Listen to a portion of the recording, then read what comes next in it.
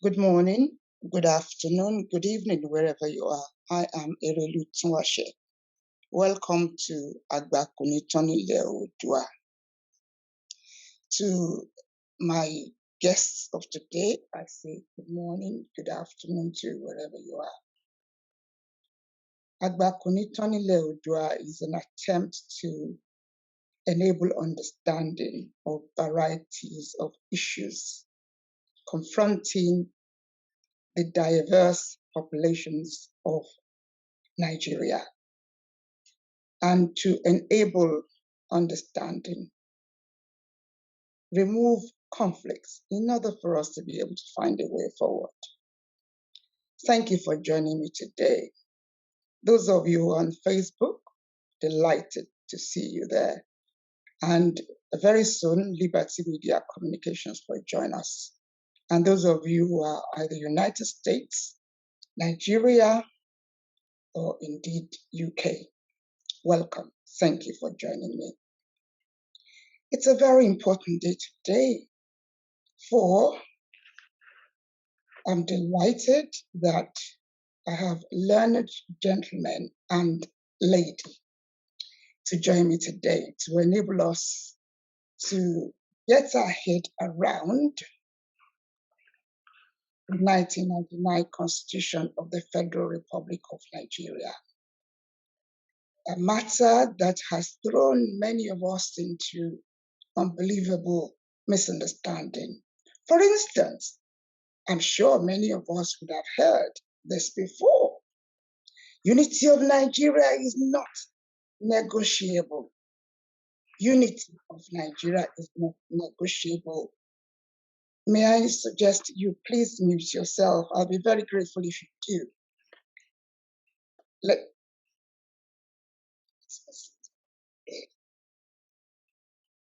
Many of us have heard it before. Unity of Nigeria is not negotiable. Yes or no? I've already started getting questions, and questions are asking whether this wonderful, very popular international statement is within the 1999 Constitution.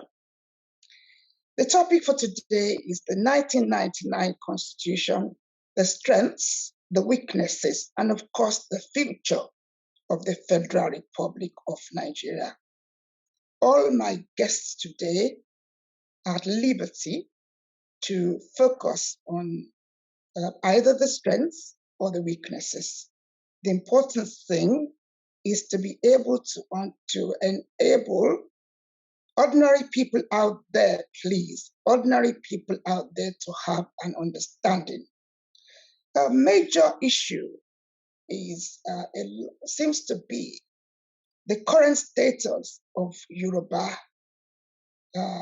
states or Yoruba geographical area. Some even believe Yoruba nation exists, and it's simply because 90 days were served on the Federal Republic of Nigeria, and it lapsed on March the 16th. And many still wonders whether or not the Constitution has consequently been dissolved. Let me not go any further. In terms of procedure, I'll be very grateful once I mention any of my guests. Perhaps the first 2 minutes, I'll be delighted if the guests do a self-introduction. That will be quite valuable. And I will also please appeal to my guests to take note of time. My guest speaker will have 20 minutes to start off with. He's at liberty to extend. If he feels his 20 minutes is running out, please simply alert me to that so that I don't interrupt you. So without further ado, let me welcome once again, and thank you very much, Alagba Deliogun, for the quality and quantity of time you continue to give to support this program. It's over to you, Alagba Deliogun. Good morning. Irelu, good morning, and good morning to everyone. By way of introduction, Dele Ogun is my name. I'm a corporate lawyer in the United Kingdom. I was born at home, but I've been living in the UK for many, many years now, studying the systems. I am, as well as a lawyer, I am a publisher. I'm the owner of Lawless Publications Limited. I'm an author of several books, but more relevantly, the history of Nigeria titled A Fatherless People, the secret story of how the Nigerians missed the road to the promised land, which forms the backdrop to much of what I'll be discussing today. The paper I've been asked to address is the unity of Nigeria is not negotiable, yes or no. And as a subtext to address the 1999 Constitution, its strengths and its weaknesses, and the future of Nigeria. Let me start with the unity of Nigeria. I think it's very important for us to understand the concept before we launch into the discussion. But I should tell you straight, right up front, that the answer to the question, is the unity of Nigeria negotiable, yes or no? My answer is that it is going to be a very, very strange African who will say that the unity of Nigeria is not negotiable. No self-respecting African will allow those words to come out of their mouth. And by the time I finish my presentation, I think you'll understand why. Let's start with the unity of Nigeria. What is it? Where did it come from? Did it come from Nigerians? As I explained in my book, the unity of Nigeria, the Nigerian construct, was a British project. It involved the tossing into a sack of unity of more than 371 distinct ethnic groups that had their history, that had their leaders, they had their structures of governance, which was working for them. It was working for them because, were that not the case, the British wouldn't have come in the first instance. So it was a British design to create Nigeria by fusing or attempting to fuse these 371 ethnic groups to form an entity which they named Nigeria. Nigerians did not name it Nigeria. Nigerians did not make Nigeria, neither did they name it. It was made in Britain. So that was 1900, the beginning of the project. And they created two Nigerias to begin with. This is why I want you to understand this unity concept. To begin with, they created two Nigerias, Southern Nigeria and Northern Nigeria, as separate countries. In our chronology, we're at 1900, 1st of January 1900. We then moved to 1914, 1st of January 1914. The British made the decision to fuse the two Nigerias, to join them up into one Nigeria. This is the second stage of Project the Unity of Nigeria. So the two became nominally one. The next phase, I'm going to roll forward to 1954. What happened then? This was the first challenge to the unity of Nigeria. which was when the northern political leaders were declaring secession. Araba, they called it. It is ironic that the same people, or some of them at least, who are now saying that it's not negotiable, were the first to seek to renegotiate it by declaring that they were leaving. That was 1954. Then we come to 1966 and the pogroms. But before that, the coup of 15th of January, 1966, which led to the promulgation of the Unification Decree. So this is our next stage in the unification exercise, the Unification Decree of 1966, which dismantled the free region structure and substituted what was supposed to be a unified and united Nigeria. This was a continuation of the British project, but now by local agents. But it's the same project that we're talking about. From there, we go to 1967, the Aburi Accord. At this stage, the Igbos, the Biafrans, are seeking to leave Project Unified Nigeria. Negotiations take place. It is negotiated. Those that say it's not negotiable, there was a negotiation as to the basis of unity. And an agreement was reached. But as Ojukwu said himself in an interview, the Nigerians had agreed or had come to an agreement at Aburi as to the basis of continued coexistence.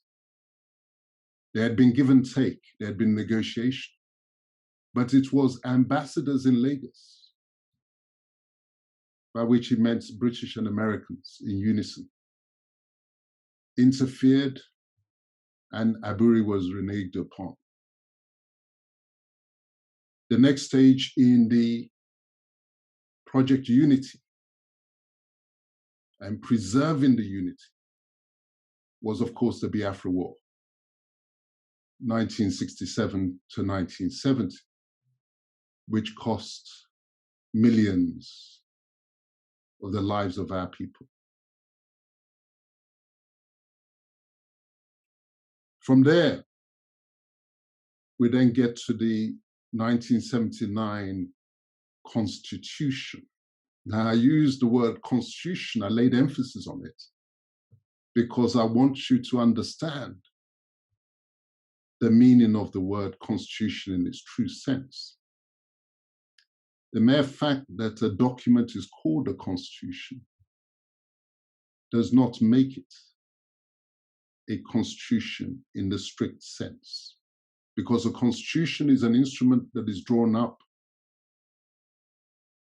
by peoples for their own governance, is drawn up by the people and the representatives of the people who are to be governed by that instrument.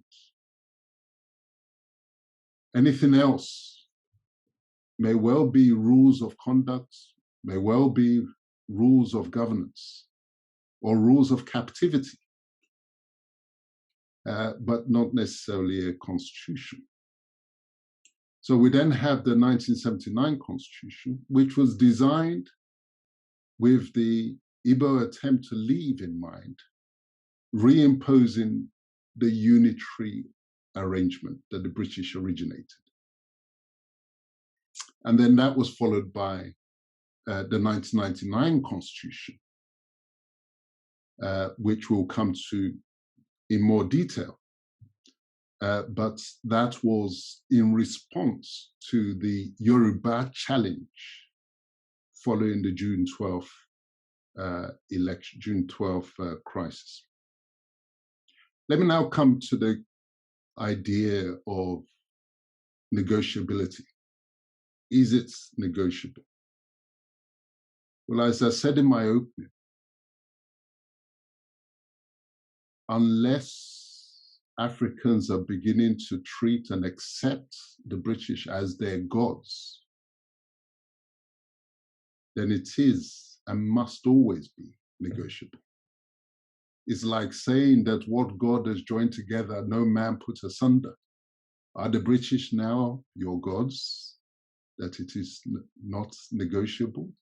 That what the British put together cannot be negotiated by self-respecting Africans? This is why I say that no self-respecting African will say it is not negotiable. The only issue is, how will it be negotiated? It will be done either without war, if we're sensible, or it will be done after war, if we're stupid.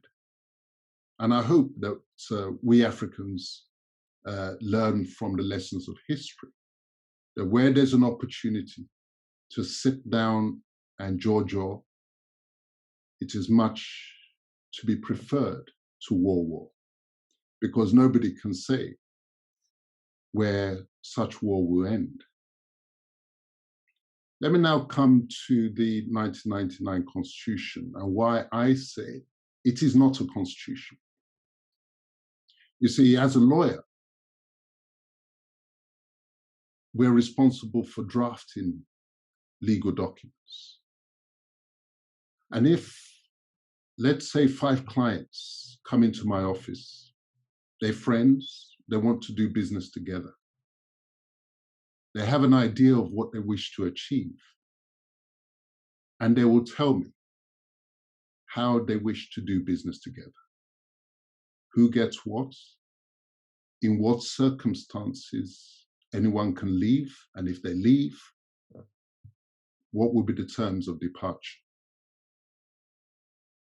It is a negotiated document, which the lawyer simply then sits down and captures the objective of the participants and produces a legal document, which will then be given a name.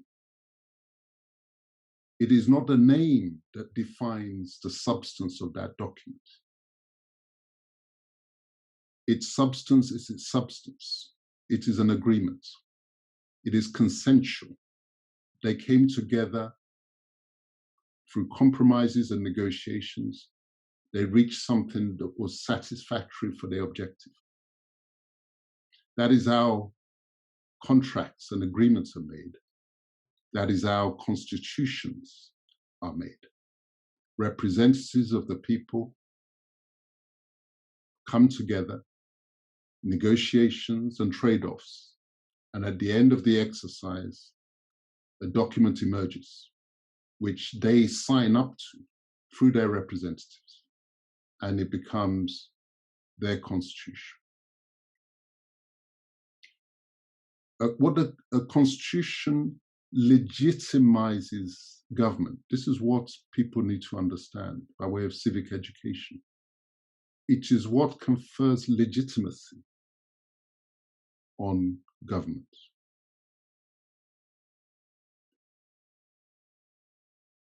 Legitimacy requires knowledge of the author of the document.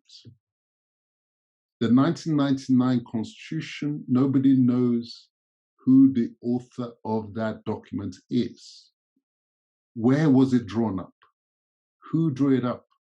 When was it drawn up?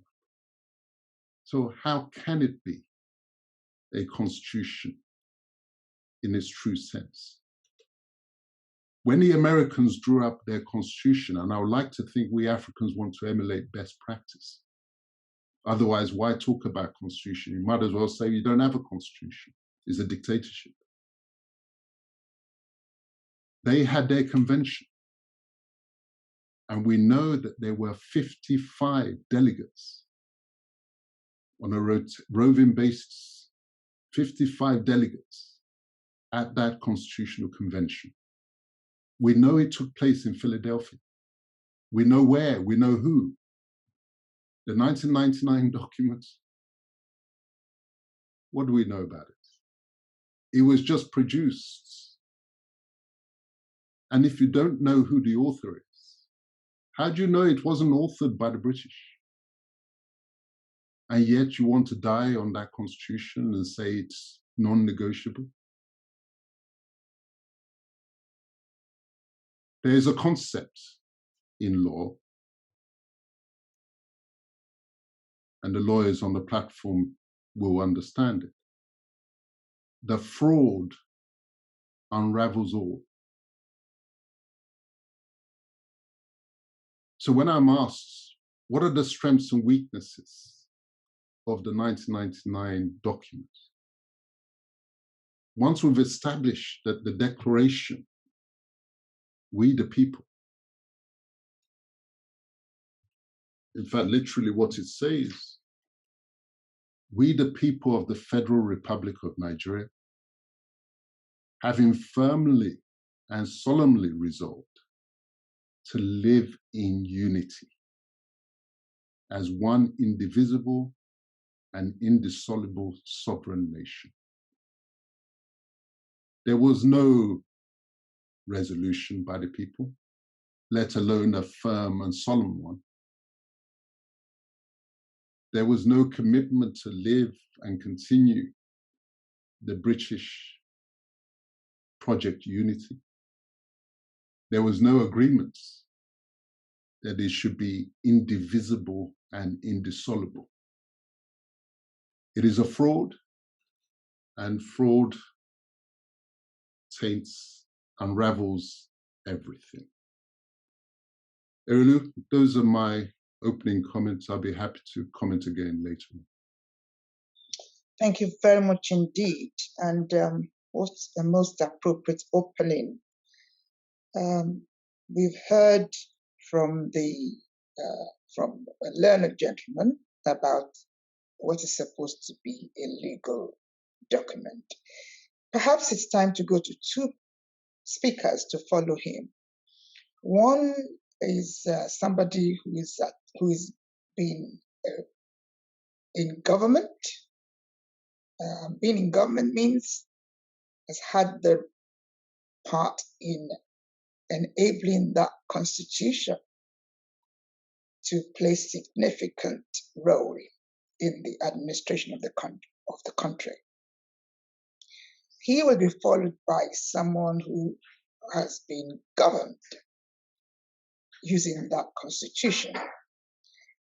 Let me warmly welcome His Excellency, the former Deputy Governor of Ogun State, also once upon a time Senator for the Federal Republic of Nigeria. At this point in time, interestingly enough, a farmer as well. Well, he's Senator Shefiu Adegbenga Kaka. Your Excellency, I would like you to please, for the first 2 minutes, reintroduce yourself. I'm sure there's a lot more I haven't said about you, so I'll be delighted if you please reintroduce yourself again. And I would like you to spend 20 minutes. If you feel you need to extend, please let me know. So, Your Excellency, over to you.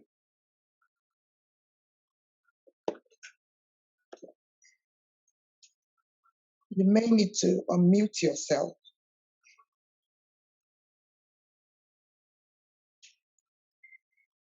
Are you hearing me from there?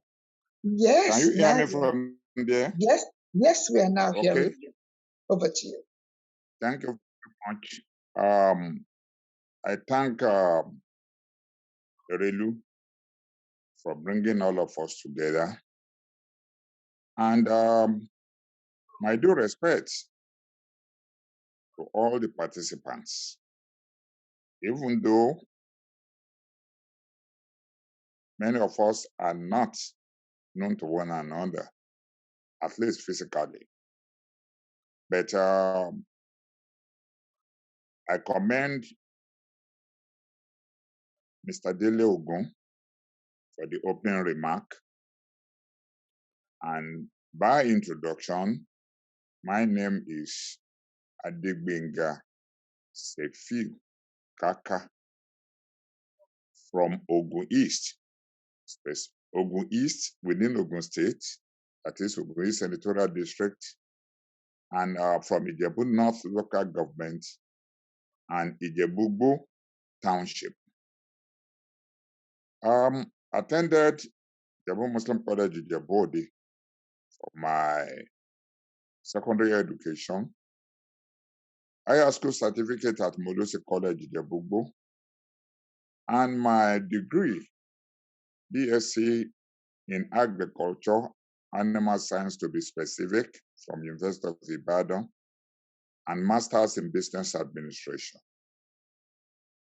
I was privileged to be a commissioner in Ogun State for Agriculture, 1988 to 1991. And 1991, Commissioner for Lands and Housing. As used to be the practice in those days, we used to have alternate commissioner for each portfolio. So in addition to those two portfolios, I was alternate commissioner for finance and economic planning. Thereafter, in political arena, I was vice chairman of Alliance for Democracy in 1998. And for 3 months, I was acting chairman for Ogun State before becoming the deputy governor of Ogun State, and later senator of the Federal Republic of Nigeria between 2011 and 2015. The last 32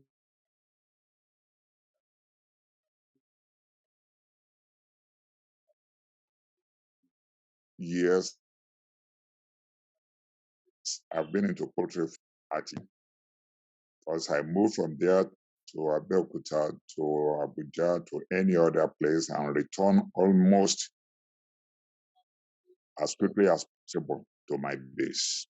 So I say good morning to all participants, and of course, to those who are joining as a co-participants and contributors. So Erelu, thank you for the opportunity. Avail me to be among the erudite scholars, and of course, most of them lawyers who are learned, and those of us maybe barely educated. But we will try to make as much as we could to the ongoing debates. I don't know whether I should go on and build on what Elder Dele Ogun had just said regarding the topic of the day, or maybe I wait for you to give the guide. Kindly go ahead, Your Excellency. Well, from the theme of the theme and the topic for today's discussion, the screen had been broken by, I think it's Mr. or Dr. Dele Ogun. I don't know which one to, or Barrister Dele Ogun. So please pardon me for not being able to place you appropriately. He had opened the whole thing. And from his opening remark, I think the question being asked, whether the unity of Nigeria is negotiable or not, does not even provide itself for alternative answer. So no is not an option. is, of course, yes. Because, like he said, by the time people or states or even social association comes together and decided to form a union, then what is to guide them is the Constitution that will provide the template for the basis of association. And once that is done, we know that in United Kingdom, we have what they call unwritten constitution. The others were explicitly written. And in the US, America, that we are trying to fashion our own democracy after the presidential system they are operating. We know that for nearly 230 years now, they had an enduring constitution. They've only tampered with it in form of amendment. To the best of my knowledge, maybe for about 33 times. 33 amendments proposed and approved. And the number of times they've made that amendment, whether it has been up to 5 times. Our own was fashioned out in 1999.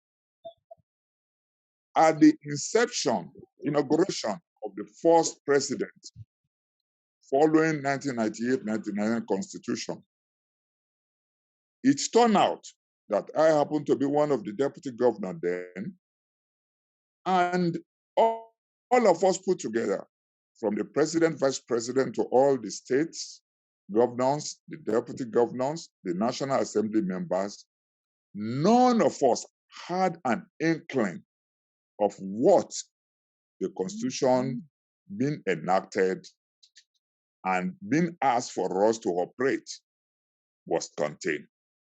We were totally oblivious of what the content of the Constitution is. I wouldn't want to use the word stupidity.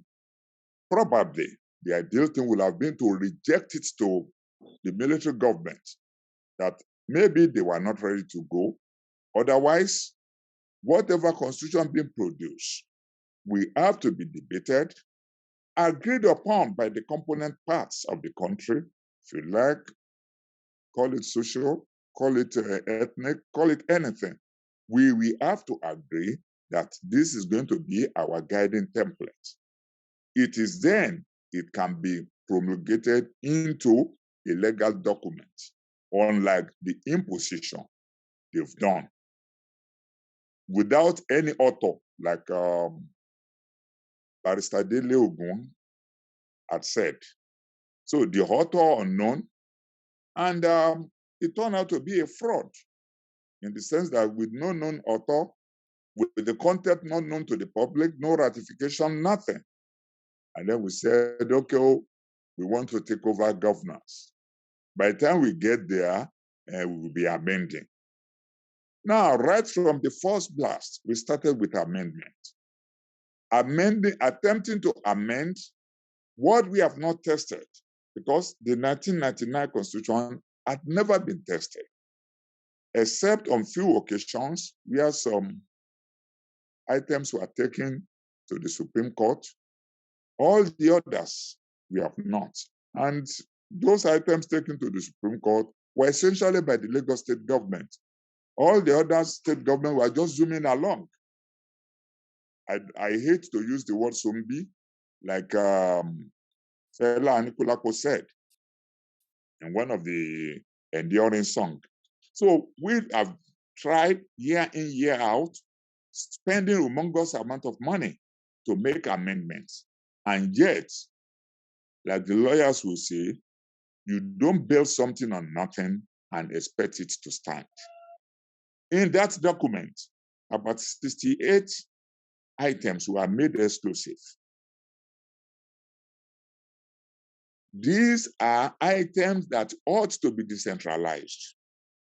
More of it, nearly 50% of it, are due for recurrent items. so that the states can be relatively independent. The word federalism can be given true meaning, so that there will be self-determination, there will be healthy competition and rivalry that used to be when we had our first republic. But now, because we were unfortunate to have had military incursion in 1966, systematically, they tried to unify the administration of the country by making unnecessary duplication, by making even multiplication of duties and responsibilities. Authorities were duplicated, and at the end of the day, they expected everything to be under unitary control, to the extent that people have been clamoring due to insecurity for a state police. But what we have, the problem with police started right from 1996, whereby incursion into the responsibility of the police and the authority supposed to be given to the police under the Constitution were trampled upon with impunity by the military. I'm sorry, these are areas that we ought not to go to, but if we are looking for a solution, we just have to be blunt with ourselves. A situation where internal security meant to be under the ambit of the police is now being taken over by the military, and on daily basis, it's as if we are still under a military regime. The feasibility the military is having, the control, the authority being exerted, is as if we are not under democratic rule. And that is telling us that we are not making our constitution to work as expected. So if the constitution is working as expected, the military will have to surrender itself to the civil rule, and of course, work in tandem with the police, so that we have a sort of synergical union that will give us what is required. So in a nutshell, life itself, matter of life and death, I think is even negotiable. We were told in the Bible that there was intercession by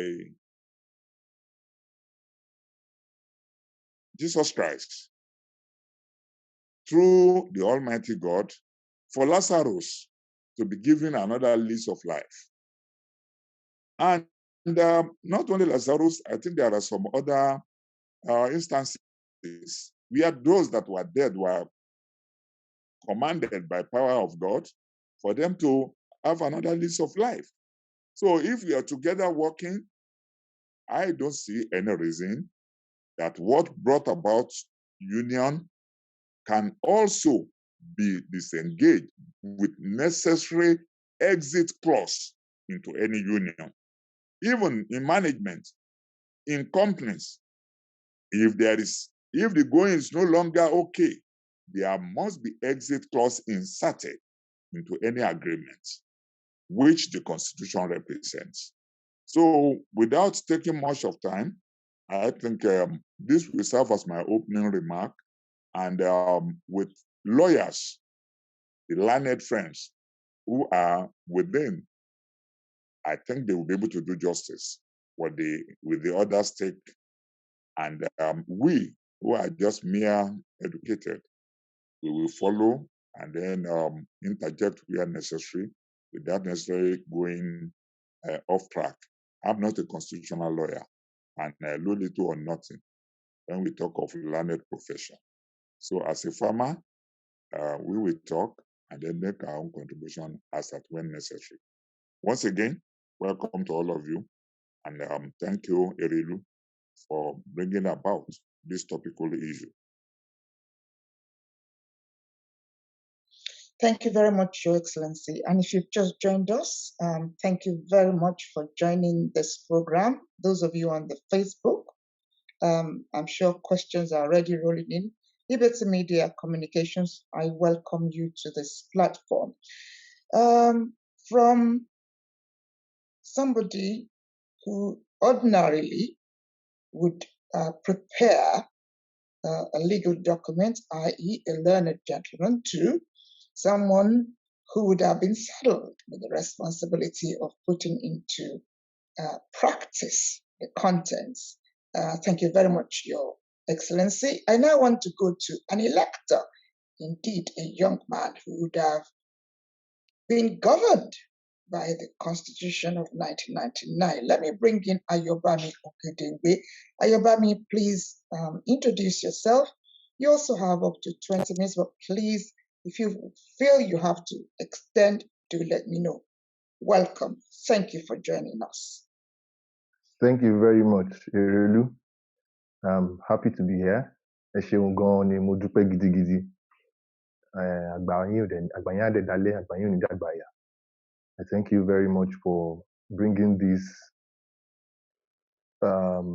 forum together for us to discuss on things that should really be discussed about as it concerns our lives, our destinies. I greet everybody in the house. I greet àwọn àgbààgbà tó wà nílé mo ṣe bá ọ. Ẹ káàárọ̀, ẹ káàsán ní gbogbo ibi tẹ́ bá wà o. Thank you very much for having me here. Orúkọ mi ni Ayọ̀bámi Ògìdìngbé. I'm from Akoko, Òkè-Àgbè Akoko in Ondo State. I'm a graduate of microbiology from the Lead City University in Ibadan. I had my primary education in Akure, and then secondary education also in Akure, Sacred Heart Seminary. And I'm a farmer. I have a fish pond in my compound and some little farm for myself in my village. Then I teach. And also, I think this is supposed to be the most exciting part of my life for now. I'm a student of Ifa at the Wodiosa Temple at Ijomo, Akure. I presently study and learn the African traditional philosophy to see the wisdom in it and how it might be used to guide ourselves going forward. I'm a national development enthusiast and I comment publicly on different issues. So I am very, very excited to be here. I feel honored to be among leaders of thought and professionals. I consider myself a layperson, and just like Erelu said, the governed in this equation. I appreciate my uncle that spoke first, Uncle Dele Ogun, and this is the second time I'm hearing him speak. And I must say that he is one I would love to keep hearing speak, because when he speaks, he lets me understand some of the things that I've been dying to know. And then again, I appreciate the senator, the Excellency, former governor, the senator, Bapami Adegbenga Kaka. And then he said something that was very, very revealing to me. He said that when they were taking office in 1999, around that time, that they were totally oblivious of the content of the Constitution. That's a new one for me. That even the people that are being sworn in to go and uphold the Constitution were actually getting to know the content of the Constitution after they had been sworn into office. That in itself is, I think it's what we're talking more about. Yeah, we're talking about the unity of Nigeria, whether it's non-negotiable. Let me start by making my own comment on that also. It is not just negotiable, it is inevitable.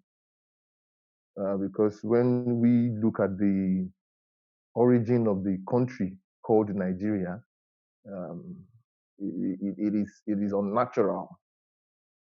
It is unnatural. It is an unnatural marriage. And we know that anything that is unnatural cannot be eternal. So that's why I said the dissolution or it is inevitable that this creation will come to to a particular point at some point that we will say it is the end. Now, how it's going to be, it's what we don't know. So now, I want to start my comments as an elector from the song of one of Fela, Teacher, Don't Teach Me Nonsense. Inside that song, Fela pointed out some of the issues affecting Nigeria, and then he was able to call our attention to the fact that if we go to civilizations of the world, the traditions and the culture of those places actually inform the national conscience or the national consciousness. So the culture and tradition of Nigeria is something that we might have to first define, because if we are coming together and saying we are a nation, then what is defining us as a nation? First, the British creation. Nigeria is a British creation. It doesn't confer on us an identity that we can build on anything substantial. The creation of Nigeria, from the purchase of Nigeria from Royal Niger Company in 1900, was purely for the economic interest or gain of Britain. And this country called Britain till date has been very much instrumental in the politics of Nigeria. And the reason why they have been very much instrumental and influential in the politics of Nigeria is because the creation called Nigeria is important to their economic development and their economic interests. Bearing in mind that the country was created in the first place for the economic interests of Britain. So people who say that that Nigeria's unity is non-negotiable are either British agents or they don't understand the foundation of Nigeria. So yes, it is very, very negotiable. And we are to talk about the weakness and the strength of the Constitution. Apart from the fact that the Constitution creates 200 million people with the Constitution, that apart from the fact that it creates 200 million people who could be potential numbers in economic competition, I'm not able to articulate a kind of strength that I can attribute to the Constitution. But the major weakness that I say that the Nigerian Constitution has is that it did not take into consideration the cultural differences of the indigenous people that spread across this expanse of land that is so-called Nigeria today. When Uncle Dele was speaking, he said that at the creation of Nigeria, there were two Nigerias, Northern Nigeria and Southern Nigeria. And if you look at Northern Nigeria and Southern Nigeria, you discover that there is some kind of cultural difference between those two regions. The Southern Nigeria has a kind of uniform, a cultural linkage. For instance, like I said, I'm a student of Ifa. In Igala, in Kogi State, we have Ifa there, goes by another name. In Igbo land, we have Ifa, goes by another name. In Delta, we have Olokun, which is a component of Ifa, and all across southern Nigeria like that, to the Tiv, to the Jukun, you discover that the culture, which also includes the religion of the people, is similar across board. And so the weakness of this constitution in the traditional, let me say, the cultural history of Yoruba, the way and manner in which we qualify or elect people into leadership positions is very, very much different from how we are doing it right now in this democracy. For instance, let's say in Okiagbe, for example, the people who started Okiagbe, they found a way to create for themselves the king, the hierarchy, and all those other offices. And the pattern, the medium of selecting people into these offices were not this, is not the kind of popular votes, not the one we have in a democracy where people have to elect their leaders by, the one who can say the most beautiful things and stuff like that. That system opens the country up to people who can sweet talk and who can actually use money to bribe their way and get more people into the and get more people to vote for them. It was a system that was based on a spiritual understanding that if a man, if the Kabisi is as transition, it is believed that in the process of time, he gets to reincarnate.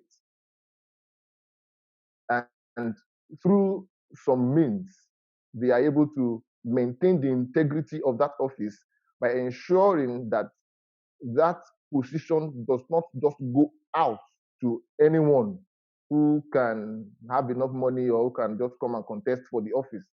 That way, the integrity of the office, the integrity of the institution is preserved over centuries, over centuries, allowing for political stability. In this system that we are currently running, after 4 years, the another person is scheming to come in, and so in the process of the person ruling, there is another opposition that is bent on ensuring that nobody or a lot of people in the country does not see the good thing that the other person is doing, simply because his goal is that in the next 4 years, he wants to take the office. That alone has already created some kind of division in the community, which instead of helping us with our numbers, has created a dichotomy, yes, like I said, a division in the society, making it almost impossible to pursue economic agenda, sustainable economic agenda. So this weakness which we have seen, I think being armed with this knowledge of the foundation of the foundation of Nigeria, how Nigeria was created, which I don't want to repeat, which Uncle Dele has said, and which His Excellency has mentioned also. Being armed with the knowledge of this foundation, I think we should move forward now to start asking ourselves, where do we go from here? And I think that's the point of the conversation that I want to now sit down and learn. As an elector, as someone that has been governed, that is being governed, I am seeing this constitution as something that was designed to suppress us, because the people who gave us this constitution, whose minds brought forth this constitution, never meant well for us. They came strictly for economic exploitation, and then giving us a constitution that we didn't agree upon, as evident as from what our scholars have said. Them giving us a constitution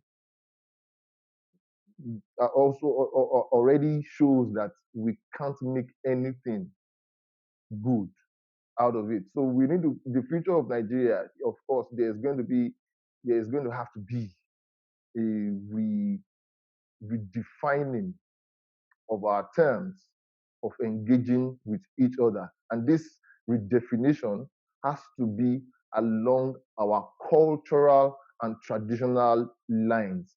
The neglect of our traditional institutions, the relegation of our traditional institutions to mere ceremonial stools is not acceptable.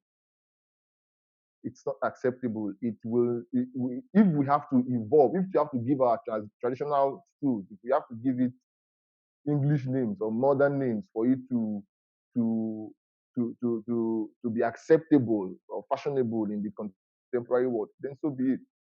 Before the Oyinbos came, we had a system that we can liken to what we see in the establishment of the country. We have the courts, which were usually in the king's palaces or in the bailiffs' palaces, depending on the gravity of the decision to be made.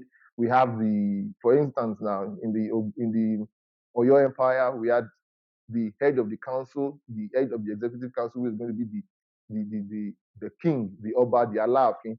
Then we had the cabinet, the legislative, which can be the equivalent of the legislative arm of government, which is the Oyomesi, headed by the Basharon, who is supposed to be the equivalent of the prime minister. And then we have the judicial arm of government that swears in the Oba into office, which is the Ogboni, which is headed by the chief priest Uluwu, because we run a system that unites the spirituality, the spiritual integrity of the deities of the land with the office of with the traditional office. So if we look at it critically, we know that we have a structure on ground, just like Uncle Dele said, that had worked for a very long time. I think it's time for brilliant Yoruba scholars or brilliant Southern Nigeria scholars to come together and, let's look into the wisdom of our ancestors past.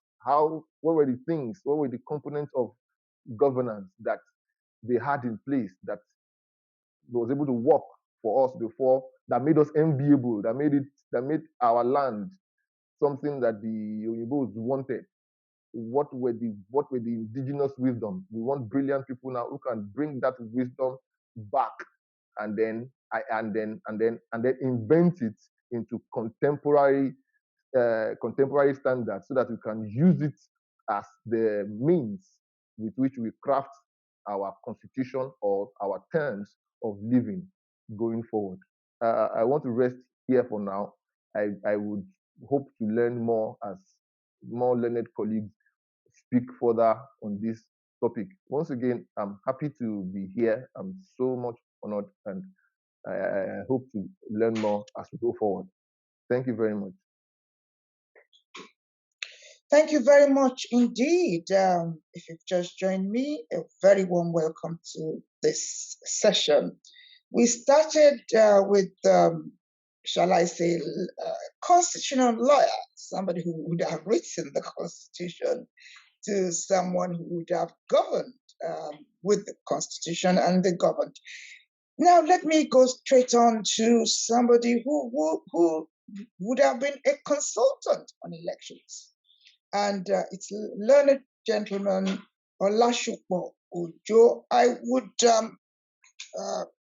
request that you reintroduce yourself and please share your thoughts on the topic of today, in particular, the strengths and weaknesses of the 1999 Constitution of the Federal Republic of Nigeria. Warm welcome to you, and thank you very much for joining me so early from the United States. Over to you, learned gentleman Olashupo Ojo. Yeah, thanks so much. I want to stand on existing protocols. I believe time is also moving. It's not going to wait for us, but notwithstanding that, Ekule Mao, Ekule Sao, Ekule o, Ẹ̀yin bàbá wa, ìyá wa, ẹ̀gbọ́n wa, àbúrò wa, inú wa dùn láti wà níbí o. Ẹ má bínú pé gbogbo ọ̀rọ̀ tí màá sọ mi ní lè sọ gbogbo ẹ̀ ní Yorùbá. Torí ìgbà tẹ́ rán wa lọ sílé ìwé, ẹ sọ fún wọn pé èdè Yorùbá nìkan fi kọ́ wa. Èdè òyìnbó náà fi kọ́ wa. Ẹ má bínú, àwa náà a máa ṣàtúnṣe ìyẹn nígbà tiwa lágbára Ọlọ́run. Torí à ń sọ ọ̀pọ̀lọpọ̀ nǹkan nù nínú èdè tá à ń sọ. Torí náà, ẹ lè má rí mi dáadáa, torí dàbí pé signal ibi tí mo wà kò dáa. But màá try láti communicate dáadáa. Now, maybe I will first start by saying I'm Olashupo Ojo. I am from Ilesha, Osun State. I went to Ife. I left Ife in 1992. And since then, I've been practicing constitutional law, human rights, and so many things, many things, and so on. But I've been in the struggle for a better Nigeria since I was in HSC in Ilesha Grammar School, and I've also participated in different protests. I've endangered my life several times. I always wonder why I'm still alive today, but I believe God is the owner of life, so I'm no longer afraid of death. Now, with regard to Nigeria, I must say that for a long time, I joined others to keep on campaigning for one Nigeria, for better Nigeria. It shall be well, it shall go. But over time, I have participated in so many discourses. I've delivered papers. I've done researches. I've read so much. And I now begin to realize that, look, it's like we have been fetching water and pouring it into a basket by trying to do away with our reality. And I don't know what it is in our educational system that makes us to be afraid of even identify who we are. There is this thing that we think is shameful by saying that, yes, I'm a Yoruba man.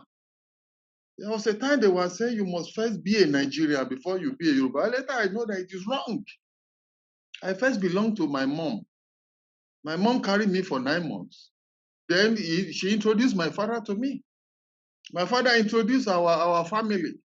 Our family introduced our village. Village introduced the nearest town. Then the nearest town to the local government. Then the state.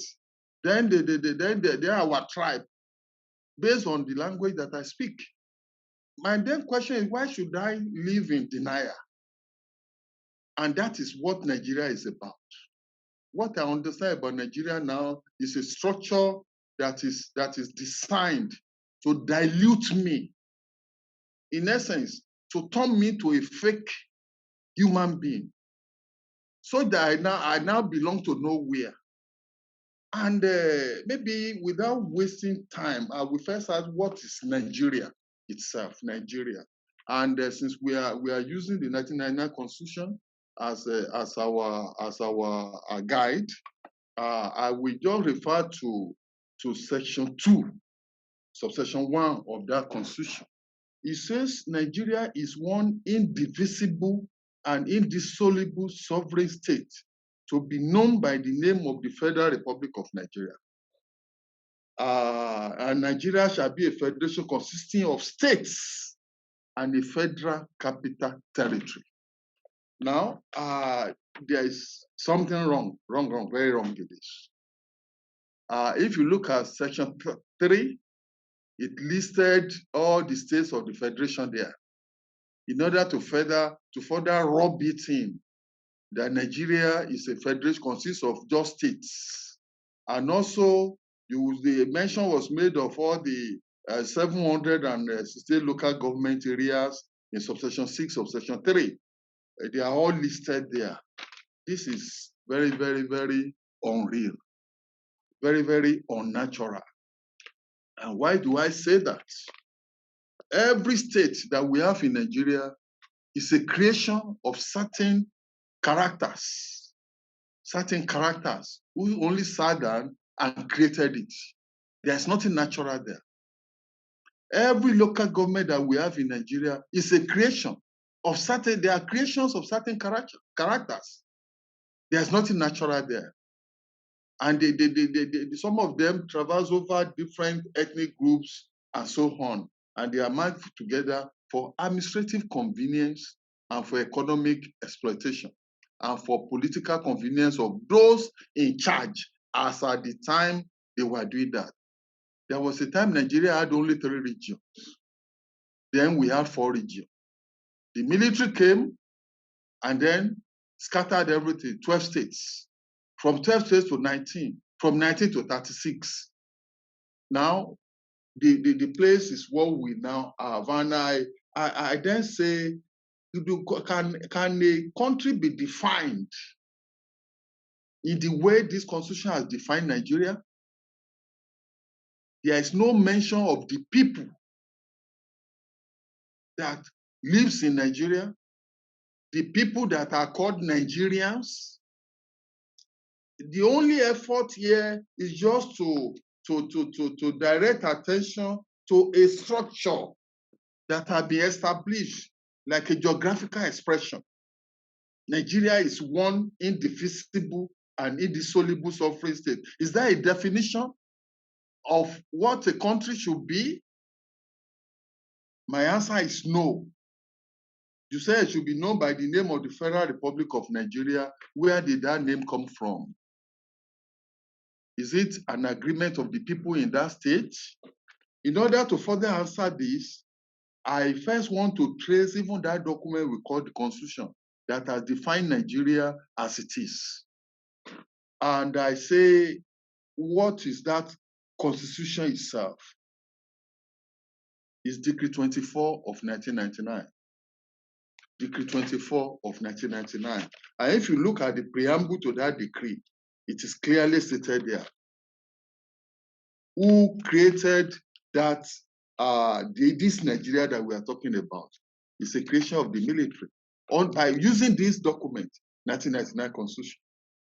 Here they said they set up a committee, a commission to go around and conduct debates. And after those debates, the people submitted a report to the Provisional Ruling Council. If you see the first word on that decree is we are at the federal military government of the Federal Republic of Nigeria in compliance with their own decree, conducted elections and did all that, so on. They now set up a committee. Something is terribly wrong here. If we try to trace back, where does the federal military government derive its powers to make laws for us in Nigeria? They derive their power from the nozzle of AK-47. They gunned themselves into power. They are armed robbers. They took over power contrary to the provision of the Constitution. And from the first coup to the second to the third up to the last, what they do is to insert a clause in the Constitution to give themselves some immunity, to say that what has been done cannot be questioned by anybody and they can no longer be tried for the offense they are committed.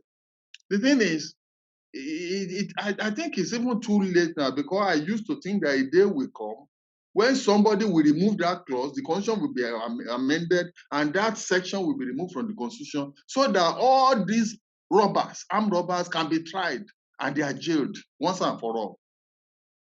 But we are not yet getting there. We may never need to get there by the time I finish this, because it may amount to just a waste of time trying to go back to what happened and why did they do what they did.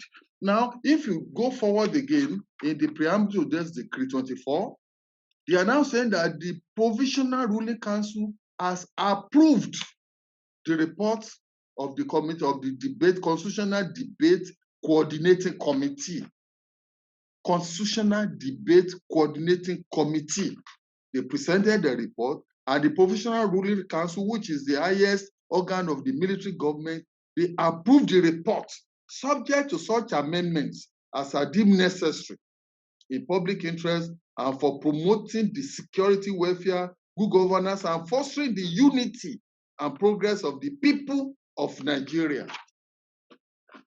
This is all false. It's all fallacy. It is fraudulent. They mention people of Nigeria. Who are the people of Nigeria? We never know. This document has not identified who are the people of Nigeria. It only identified the map. It only identified the structure, the geographical expression of Nigeria consisting of states and local governments. Who are the human beings inhabiting those local governments and those states? You won't find any mention of them in this Constitution. So what do we then have? I then ask myself, who is a Nigerian? Who is a Nigerian? Then I look at the provision of Section 25 of the Constitution. The following persons are citizens of Nigeria. Every person born in Nigeria before the date of independence, either of whose parents or any of whose grandparents belong to a community indigenous to Nigeria. What is the name of that community? No mention. Provided that a person shall not become a citizen of Nigeria by virtue of this section, if neither of his parents nor any of his grandparents was born in Nigeria. Every person born in Nigeria after the date of independence, either of whose parents or any of those grandparents is a citizen of Nigeria, and every person born outside Nigeria, either or whose parents is a citizen of Nigeria. Date of independence, 1st day of October 1960. We know this is a fluke. Why did they say that? We are all aware of what has been going on. The Fulani people all over the world, they have been told to come to Nigeria. They are given national identity card. They are being registered as voters. And nobody is questioning, where were your parents before 1960, before October 1960? They were nowhere. So now for somebody now to say that a Nigerian is somebody whose parents were here, and without mentioning what tribe those parents belong to, I think is the height of fraud. Now, there is something I gather from the Constitution of Uganda, Federal Republic of Uganda. In that constitution, they wrote, "We, the people of Uganda, give to ourselves this constitution." They now proceeded to list every tribe in Uganda. They are the parties to that constitution.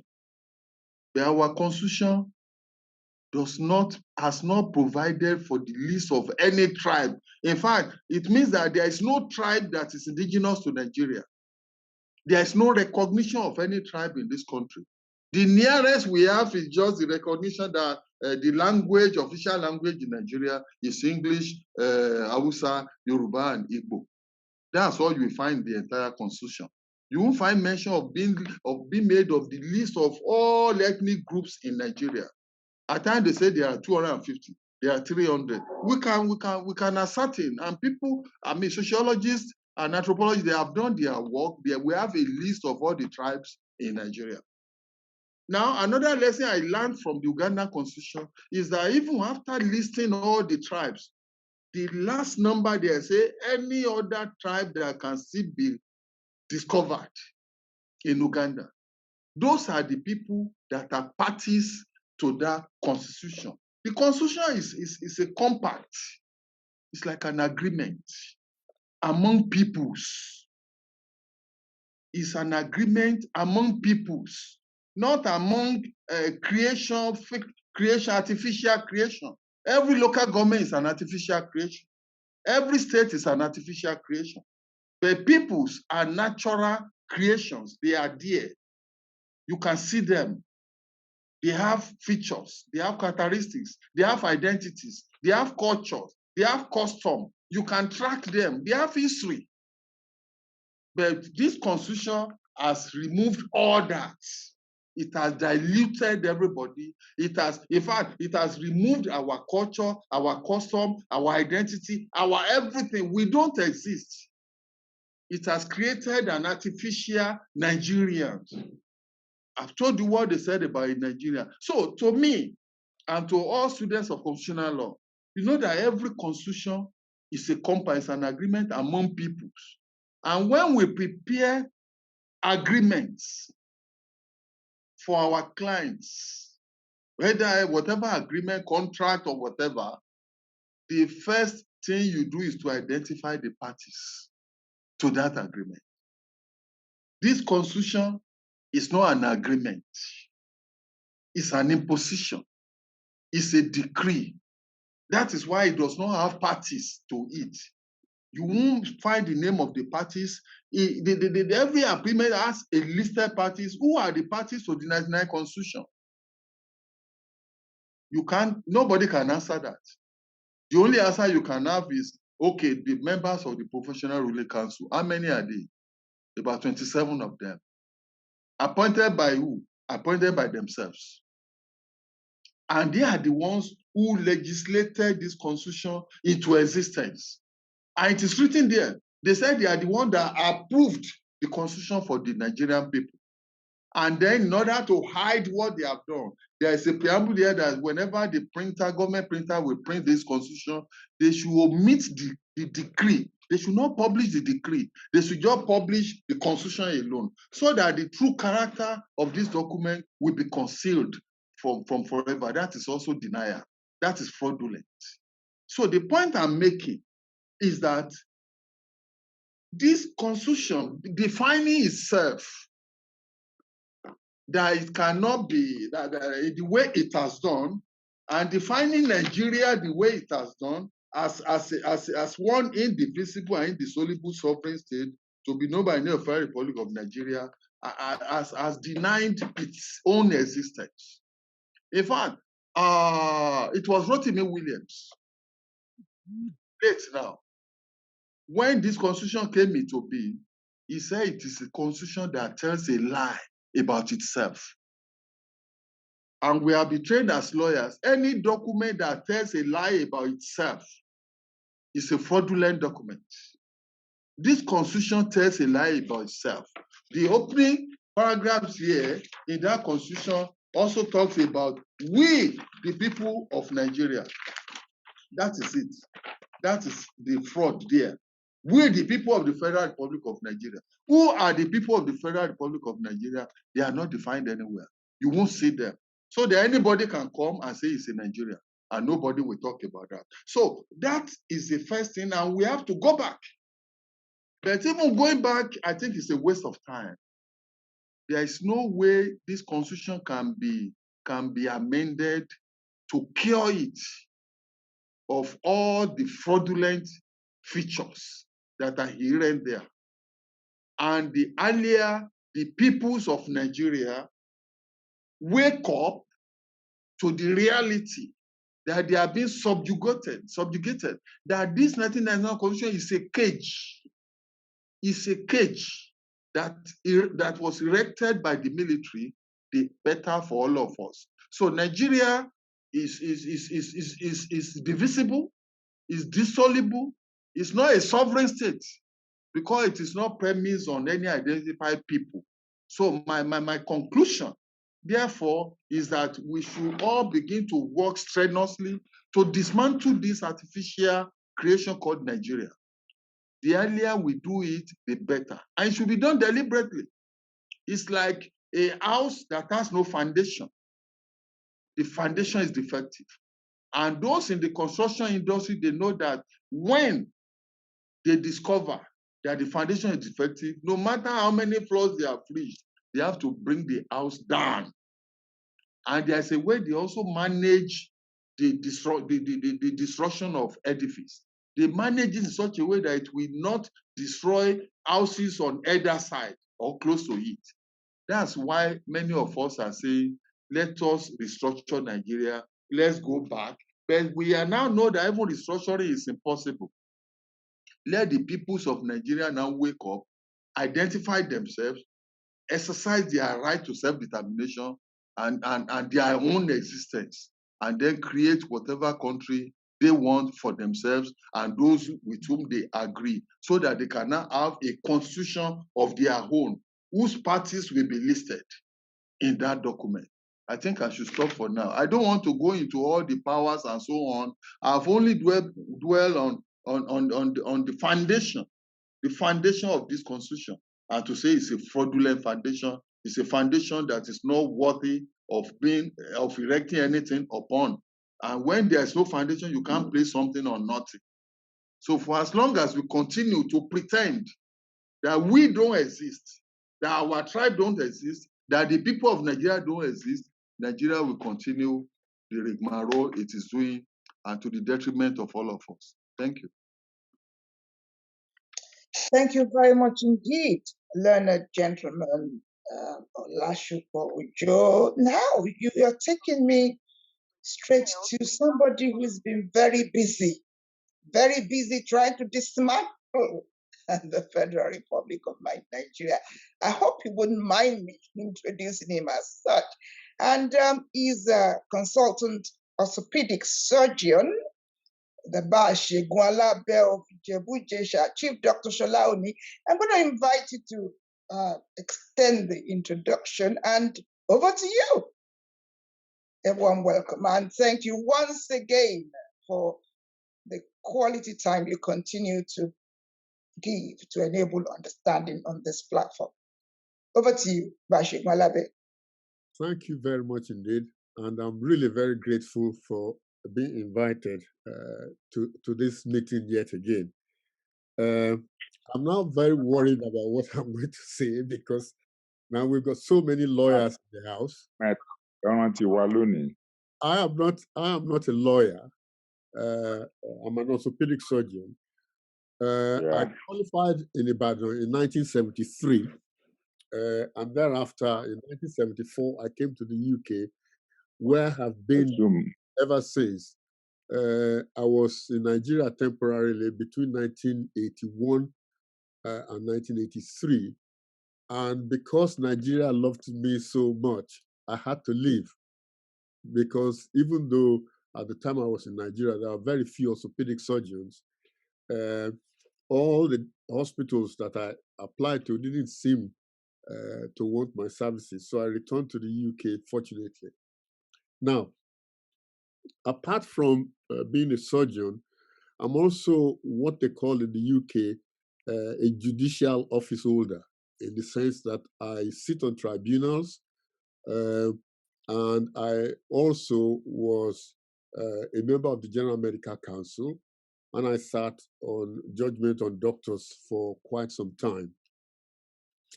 I have published a couple of books on Yoruba tradition, one on the practice of medicine in ancient times, and the other one on the practice of law in ancient times. Those books are available on Amazon. And the books came about because I haven't been stuck at home with the lockdown. In Leicester, we've been stuck here since the 13th of March last year. I had nothing to do but really to do research and write. I haven't always been interested in Nigerian politics until last year in October, when watching CNN, I saw soldiers simply just shooting at demonstrators. And it took me straight back to 1971 when I was at UI, when we had a demonstration and a friend of mine was shot by the police, Kunle Adepeju. And that memory, I've always said about that incident that because of the poor way that our parents responded to that tragedy, emboldened the military people to do all the rubbish they've done. And I agree with the last speaker that the military has bastardized Nigeria. That's how I will put it. Now, I have approached my task this morning completely differently from what has gone before. And the reason is because my interest basically is on how to get self-determination. And I have now made 2 applications to the UN about this, and I'm about to write a third. And when my petition has got enough numbers, I will be writing yet again another application to the UN. Now, I start my talk this morning from the premise that self-determination has been an unquestionable and inalienable right in Nigeria since 1983. And that the 1999 constitution that Nigeria currently operates did not alter that fact. Let me explain. The Organization of African Unity, to which Nigeria is a member, adopted the African Charter on Human and People's Rights on 28 June, which was adopted in 1981. Article 21 of that charter says this: all peoples shall have the right to existence. They shall have the unquestionable an inalienable right to self-determination. They shall freely determine their political status and their economic and social development according to the policy they have freely chosen.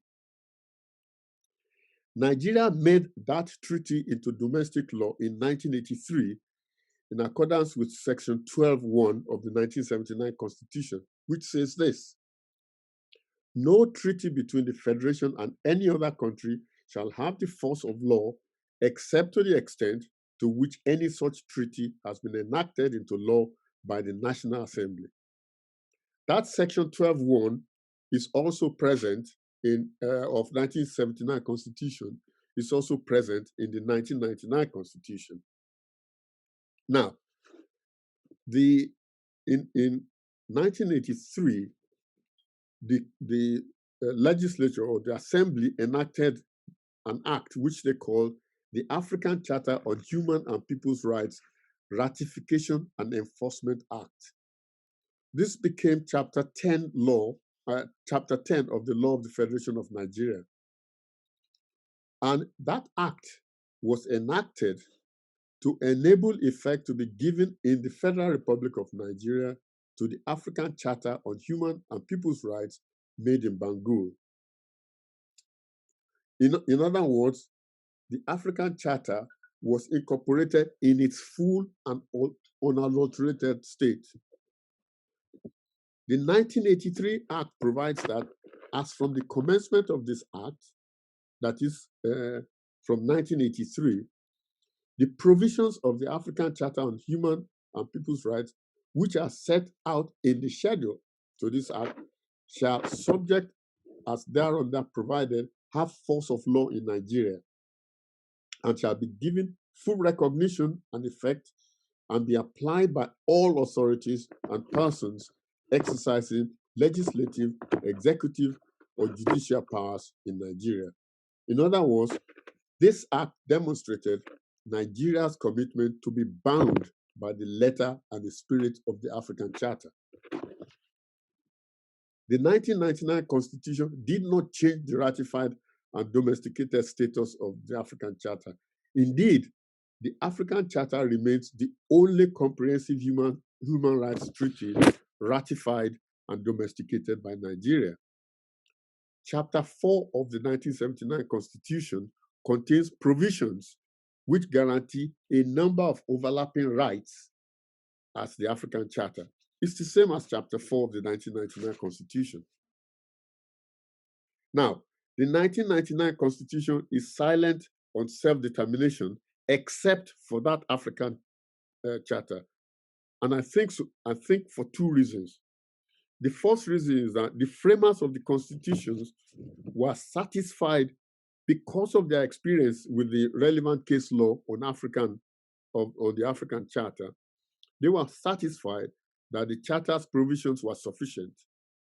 And I think the second reason is that the framers had not envisaged, on account of the lessons that they think we have learned from the Biafra War, that there could be a time in the future when groups might seek to avail themselves of self-determination rights in Nigeria. So they assume that nobody will try to leave Nigeria again. Now, there are two landmark cases that confirm that Nigerian law provides the right to self-determination via the African Charter. The two cases are Abacha v.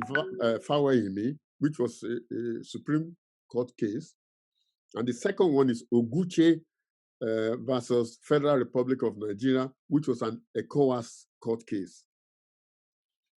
In the Abacha case, Fawayimi, following his arrest and detention, brought an action for the enforcement of his fundamental rights under the African Charter. Fawayimi asked the court to determine firstly whether the African Charter was applicable Nigerian law, and secondly, whether a treaty incorporated into domestic law prevailed over conflicting statutes. If I just digress quickly, I met Fawayimi in 1971 after Kunle Adepeju was killed. He became our lawyer, our union lawyer, in the inquiry that followed. And he had just recently arrived in Nigeria, and he was absolutely brilliant. I never met him again, but he was such a brilliant lawyer that I've had that image of him in mind ever since. Anyway, in regard to the formal request by Fawehinmi, this is what the Supreme Court said. By Cap 10, the African Charter is now part of the laws of Nigeria. And like all other laws, the courts must uphold it. The Charter gives to citizens of member states of the OAU rights and obligations, which rights and obligations are to be enforced by our courts. In regard to the latter request of Fawehinmi, this is what the Supreme Court said. No doubt, Chapter 10, that is Chapter 10 rather, is a statute with international flavor. Being so, therefore, I will think that if there is a conflict between it and another statute, its provisions will prevail over those of that other statute, for the reason that it is presumed that the legislator does not intend to breach an international obligation. In actual fact, Nigeria's courts have generally determined that Nigeria was duty-bound to discharge its international obligations. For example, the Universal Declaration of Human Rights and various UN human rights declarations are not, they seemingly have no force of law in Nigeria because they have not been domesticated. Nevertheless, our courts say that such obligations must be discharged. For example, the Supreme Court in Reinsurance Corp versus Fantaye held that Nigerian courts must give effect to binding treaties, and the court, on the other hand, the Court of Appeal in Oshevire v. British Caledonia said that domestic legislation conflicting with an international convention was void. Now, if we go to the ECOWAS case of Oguche, this case came about because threats of withdrawal of withdrawal of broadcasting licenses. The plaintiffs applied to the ECOWAS court for the enforcement of their rights to freedom of speech and free press under the African Charter. Nigeria, of course, objected on the basis of the 1999 Constitution. So, in fact, what the court had to determine first was whether the issues raised were justiciable under the Nigerian Constitution. In regard to the matter of jurisdiction, the ECOWAS court invoked Article 9.4 of the 2005 protocol. On that basis, they were satisfied that the subject matter of the cause of being human rights violation was sufficient to activate that justification, regardless of the 1999 Constitution. In regard to the matter of the freedom of speech, the ECOWAS court invoked Article 9 of the African Charter as the primary authority to find that the freedom of speech of the plaintiffs had been violated. In other words, as far as international law is concerned, Nigeria's 1999 Constitution could not oust the enforcement of the African Charter.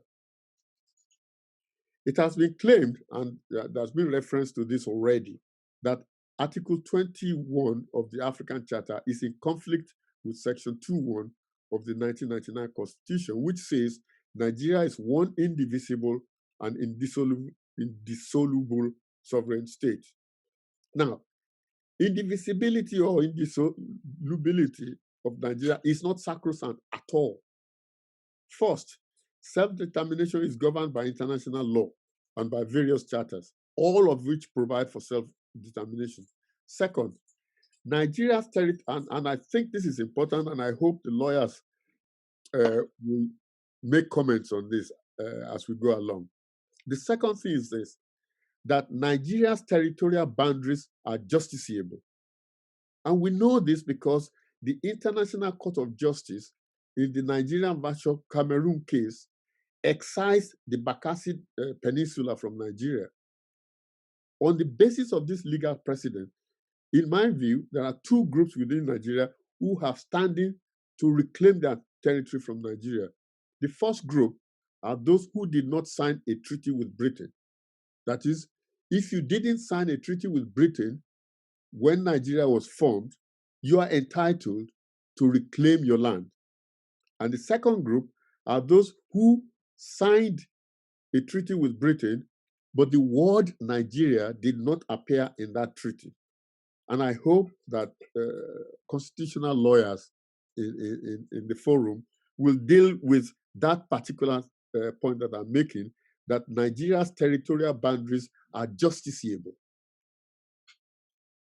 It has also been claimed that the African Charter is in conflict with Section 1.1 of the 1999 Constitution, which provides that the Constitution is the supreme law of the land, and with Section 1.3, which provides that in the event of inconsistency between the Constitution and any other law, the Constitution shall prevail. Again, I hope the constitutional lawyers will look at my interpretation of this. The 1983 Act is a constitutional clause. That is, the 1983 Act that incorporated the African Charter into Nigerian law is a constitutional clause by virtue of it being enacted under Section 12.1 of the Constitution. And according to the Supreme Court in the Abeta case, the African Charter is a quasi-entrenched clause, being protected as it is from implied repeal. In other words, the African Charter cannot just, no law can be passed to oust the African Charter unless it is repealed. It has to be expressly repealed. You cannot just wish it away. Section 12.1 is a very important section in the 1999 Constitution. It is what I call a power clause because of its inclusion at Chapter 1, Part 2, Powers of the Federal Republic. The question of constitutional superiority therefore does not arise at all because the African Charter is part of the 1999 Constitution.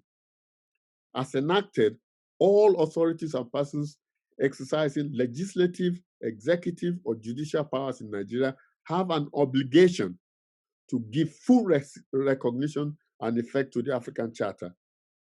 The plenitude of the Nigerian government cannot do anything at all inconsistent with that charter. The 1983 Act is so important. It is the constitutional right to self-determination in Nigeria. Therefore, any measures taken by the Nigerian government to prevent any group from opting out of Nigeria will be unlawful. Any measures taken by the Nigerian government to apprehend or punish anyone agitating for self-determination will be unlawful. Any measures taken by the Nigerian government to force any group to remain part of the country will be unlawful. And from the UN point of view, any group in Nigeria seeking self-determination is protected by Chapter 7 of the UN Charter, which prohibits the use of force. And such groups are availed of the UN General Assembly resolution, which permits the Security Council to intervene to ensure effective protection for a non-member. Now, if I have any more minutes left, I've tried to rush as quickly as I can because I don't want to fall foul of Erelu's rules. But if I have a few minutes, if you still need more time, I mean, do go ahead as long as you indicate that you do. Thank you. Just two more minutes. Yeah. And because I have been, about this time, I think I've probably written about 1,000 tweets since October 2020, all on self-determination. I've asked myself the question, and I've written this down as the discussion has been going on earlier.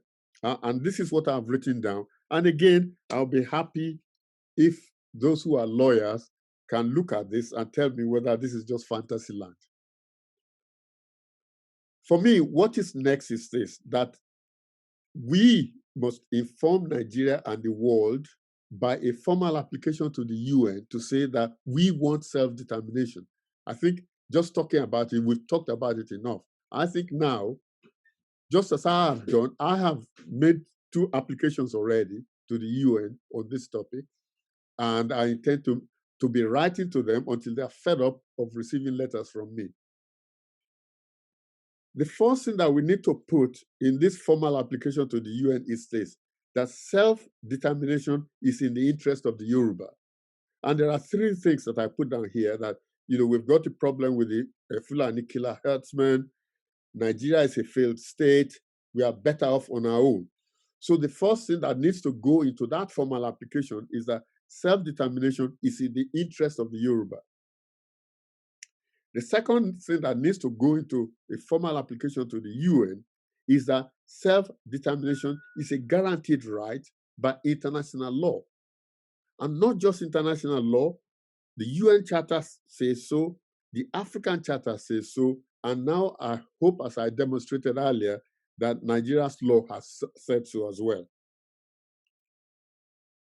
The next thing that needs to go into such an application is to say that self-determination is in the interest of the world, not just in the interest of the Yoruba people, but in the interest of the world itself. And the reason are as follows. Number 1, Nigeria could go up in flames anytime. Those who think that what is going on now is, jelenke, like what is before, are mistaken. The country can go up in flames. And that means that there's going to be a potential refugee problem. I mean, our people are going to Benin Republic at the minute because we have Yoruba enclaves there. What is going to happen next is that some will be seeking to be refugees in England, in Europe, in America. So we need to let the world know that there's potential refugee problem. And we also need to let the world know that it is in that Yoruba land, Oduduwa Republic, or whatever you want to call it, will be better off for the world than Nigeria. Finally, what I will say on this topic is this. Every time that I've been on any panel or whatever, has been this question of leadership. We should have a leader. We should have a leader. For me, that is it is nothing that I subscribe to. I think what we require is to use different groups to write formally, to make formal application to the UN, because the more you are, the loudest noise you can make. This is what I call megaphone revolution. Not just one person that can be discredited and they can say whatever it is, but as many of us as possible, as many groups as possible, whether you're 2 people, 3 people, 1,000, put your application into the UN and say, we want the following things as I've outlined. Thank you very much indeed. I am really very grateful that you keep inviting me in spite of all the nonsense that I spout. Thank you very much. Thank you very much indeed, Chief Dr. Shola Oni. It's always a pleasure to have you on this platform. The role of this platform is to enable learned people, educate people, electors, the governed, representative of government, to be able to share their thoughts. Over the years, I've noticed that we don't listen to ourselves. A lot of the difficulties we are faced with is due to misunderstanding. Let me go straight on. I've got 3 more. Let me go now to, quite often we talk about the British. Let me bring in learned gentleman Kayode Okinla from the United Kingdom. Over to you. Thank you, Ma. Yes, my name is Kayode Okinla. I'm a solicitor based in the UK, and I also run businesses in Nigeria as well, hedge fund businesses and some consultancy businesses in Nigeria. And I'm privileged to have very privileged Yoruba's elders some of them who I'm very used to. I know my one Senator Kaka and a few other people. And thanks Erelu, Dele Ogun, and a few Ayo Ojo, and a few other people are my friends, and I know them very well. Yes, I've listened to the very erudite speakers. My view about this way forward. First, I went to a federal school, so I have one of the federal schools created by General Gowon. So have a very privilege to mix with a lot of people from various tribes in Nigeria. And I also have practiced before I relocated to UK in various parts of Nigeria. I work as a banker. I got to the position of company secretary. So I have a very wider picture about a lot of Nigerians.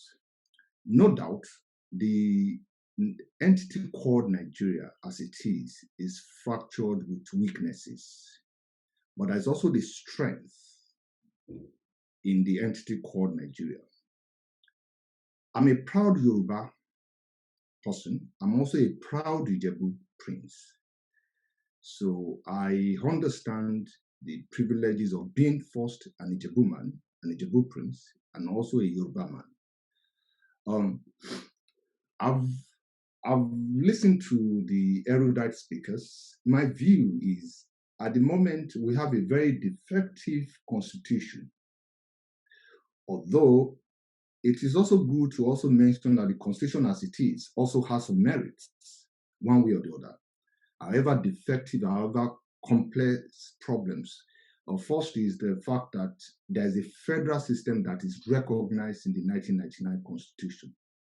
Although it's inherent, has a lot of weaknesses in it. The issue of dual citizenship, separation of powers, the issue of strict provision for creation of states, and also prohibition of a state religion, because or else what would have happened is a dominant would have had a dominant group subjugating the rights of Nigerians. But having said the merits, but the constitution is also full of a lot of weaknesses.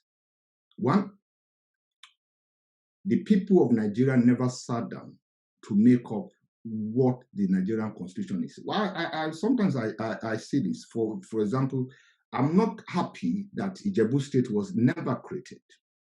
Ijebu Province, to me, as an Ijebu man, I feel cheated that Ijebu Province is not a state. And the whole Ijebu Province, all the way from Ketu down to Idianure, down to Kitukupa area, you understand, and we have lost it. So what we have is a militarized constitution, but of course, we have to have a fabric that makes us to come together. Having said that, one other issue basically, and my boss Senator Kaka is here, even for the operators of the constitution, do they believe in the spirit of the governance in Nigeria? The national pledge of Nigeria is that I pledge to Nigeria, my country, to be loyal. If you look at the national pledge, if people themselves, the operators of the operators of our constitution, if they are very genuine, if they have genuine intentions, honestly, majority of our problems would have been solved. And the tenets, the spirit behind the national pledge, which is an allegiance of oath, has never been part of their makeup. So we have a lot of issues. We have fiscal issues in terms of our federating unit, even for the states, even for example, my state, Ogun State, you have different, even Ogun State as it is, the Jebus are there, the Yewas are there, the Egbas are there, the Egbados are there. So you have problems, even the makeup, even within the Jebu, you have so many things. So basically, so the question I continue to ask myself, are the operators of our constitution, are they genuine? Are our people genuine? Are our people well informed enough? These are weaknesses in the structure itself. These are germane issues, issues of education, issues of enlightenment, and everything. So when the ethos, the integrity, the value system that should be the spirit behind the Constitution or by the operators of the Constitution are not there. Even, yes, self-determination of Odua, of whatsoever enclave, great as it is. You ask yourself, even if you have Odua Republic with different states, with different makeup, even within the Odua entity itself, that'll be a problem. I look at the example, I look at my friend, the gentleman that died many years ago, the Don guy, even for the Odua states. What has even Odua states, what have they achieved with a budget? What transparency that the governors have shown in their budget makeup? What legislative agenda that you can see in the different states in Odua states? The House of Assembly, have you looked at a typical House of Assembly proceedings? Are you'll be shocked. The budget makeup of even of any state, even in Odua states. What have they done with the resources that they have? Yes, I get it. The fiscal system is not there. The federal government, the powers of the presidency, everybody runs to Abuja. So we have inherent weaknesses even in our system. But we need to ask ourselves, no constitution is ever perfect. Even United States, and no constitution is ever perfect. No system will ever be perfect. But we need to ask ourselves, are we genuine? Even look at the electoral systems that bring up our leaders. The rice, I'm a rice, I'm a farming rice, I'm a bread, I'm a fun, I'm a, so when you look at these problems, you begin to ask ourselves that, look, you don't need to, people, and I'm sure Senator Kaka is there, my one who is my very good example. For you to become a senator, for you to become a member of House of Assembly, for you to become a governor, I know one or two governors who are, and the billions that they spend to become this. So there are inherent problems. For you to even become a councillor, the bribery and corruption, the lack of knowledge, the lack of education, lack of ed facilities. Babashegun was also. So when you look at Nigeria itself, so there are critical questions as stakeholders. Critical questions as stakeholders in the Yoruba polity. What are we doing? Are we genuine with ourselves? Even for the Lobo state, even for the Odua state, what have they created? Even look at all the Odua assets have been sold. Odua assets, Odua came into being many years ago. Today, can you tell us what even the Odua assets are? Do we have even an asset register, even for Odua? So these are critical issues. Rather than when I see the question we have taught, but I think what we need to do is to change our mindset, to begin to ask questions about leadership and followership, to begin to reset our mind for a proper and a better community. Even Obership institutions. I remember many years ago I was involved in Obership suits in Nigeria, and the kingmakers and everything. So there are problems, there are inherent fundamental problems within our systems. The Omoluabi concept that we used to operate upon is no longer there. The value system, the ethos system is fragmented. So these are basic structural issues. Even if we today bring all the best practitioners together, you're not likely to bring all the best practitioners, bring the best people to speak, to gather together. But the question is, do we have the genuine intentions, the spirit to enforce some of these things? Our free education that was given by our Papa Awolowo and everything. Look at those schools. So as defective as the 1999 Constitution is, which is quite very defective.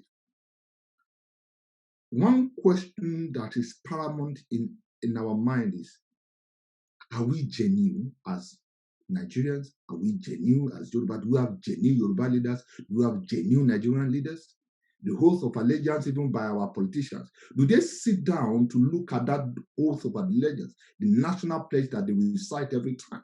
The national anthem, he said, the heroes, the labor of our heroes shall not. Did they sit down to even look at that? If you ask any parties, if you ask any of our political leaders, ask them about any one of them, be it PDP or APC, ask them genuinely. And look, can you tell us what you have done? Do we have even a performance report for our leaders? Do they even do we even assess? Do we even assess? Do we have report for our governors, our House of Assembly, the president, and everything? The whole system is really messed up, and I begin to also see the basis why even the agitators, even for the agitators too as well. Before we agitate over issues, can we go back to our homelands, even how those homelands are structured, how those homelands are run, how the local governments that I belong to are run, how the state that I belong to, the town that I belong to, even the regbers and all sorts of things. So it's a question for us, man. So basically, man, it's good. We have good leaders, good speakers here, great people, but the question is, fundamentally, we have a very defective system. The Moluabi, the ethos, the values have long gone. We worship money. We crave for things that cannot promote community engagement, that cannot promote leadership. You cannot be a governor in Nigeria if you are not, if you don't spend money. You cannot be a member of office of the assembly if you don't have money. But look at here, man. You don't need, you look at it, basic people can become councillors, can become members of the parliament. And the question is, even for, yes, I know the federal system that we are practicing is because of our multiple ethnic system. But the question we need to ask ourselves is that even the practice, the government that we practice, is it not too expensive? The state structure, the 36 structure state that we have is very defective. I don't know the solutions. But the question is it very expensive? The physical structure that we have, the resources control that we have, the VAT allocations and all sorts of things. You go to Lagos, for example, where, I mean, there's a lot of money in Lagos, but you ask yourself, even for a state as big as Lagos, you understand, you cannot, even for the budget, you can't look at it, okay, let me go online and see what the budgets are, who are the people, who are the contractors, who are, so, and that stretch across all the Odua state, that stretch across the federal system. So these are parameters, these are issues that we need to really, really review as Nigerians, as Odua, as Yoruba sons and daughters. Yes, there is, being in Nigeria is great. Being a Yoruba man is great. Being an Ijebu man is great. But the question is, let's go back to the simple basics. What are we doing? What are our leaders doing? Leaders are going to spend billions to contest for 2023 election. People have started giving, even sometimes, I don't want to mention names, people that you respect so much, and you look at them, you look at them that they fail to say things. And you begin to ask yourself that, look, I don't want to serve. There's no way to serve in government, you understand, because you just be one of them. So these are things that, so we need to critically engage ourselves as stakeholders and begin to ask questions and begin to find a way, solutions to Nigeria issues, solutions to Odua agitation, solutions to our state, solutions to Ma Erelu, you've done well, but I think also for all the speakers that have spoken, yes, 1999 constitution defective, the inherent weaknesses are there, very weak governance structure, powers of the president are too high, the rights of the people are not properly defined, even though there's one or two things that, of course, we can take advantage of: the separation of powers, even the autonomy of the judiciary, the way the appointments of judges, the appointment of our legislative. How many times do we critically ask who are going to be our legislators? So on this note, I would end, but it's nice to be part of this panel. Thank you, Erelu. Thank you very much indeed, learned gentleman Okenla, and thank you for all you do for variety of people, from the Africans to the Nigerians to the Yorubas, and so on and so forth. I thank you very much indeed. You know,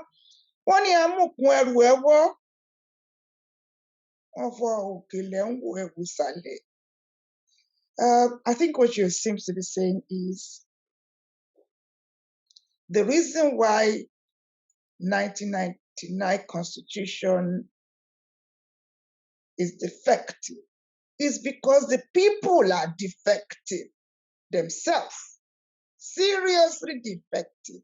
You know, I recently had a panel of young people, and I'm delighted that one of them is here with me. Young people who have decided to set up their own party, Youth Democratic Party of Nigeria. And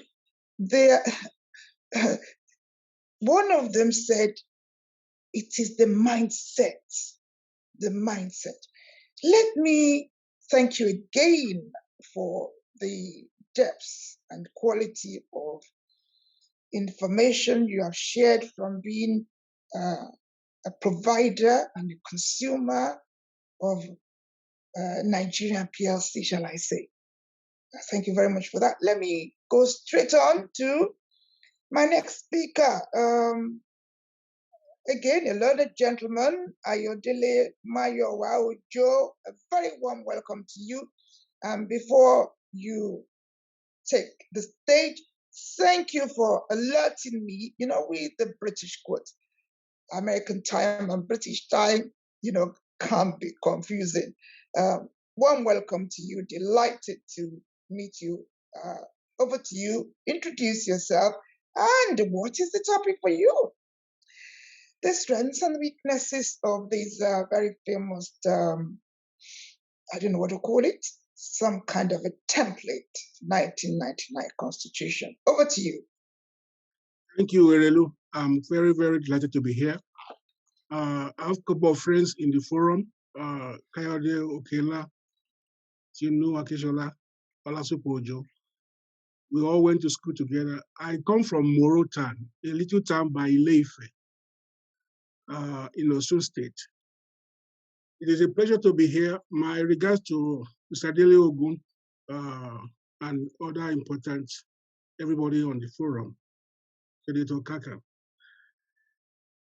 You know, to the best of my, if I want to describe the Constitution 1999, I will compare it to a lease agreement that is drawn by a tenant.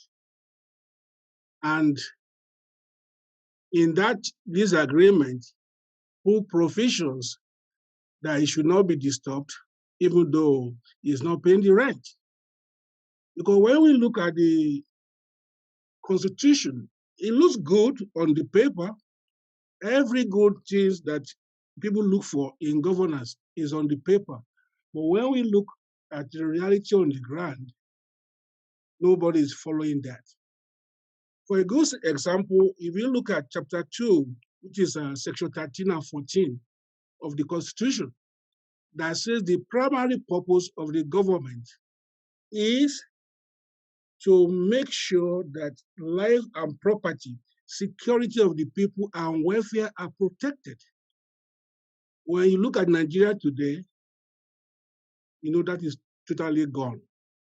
You see people being slaughtered on video. You see S-men coming from nowhere, just kill people, and the government is watching. So what we have at best could be described as a conflict of civilization.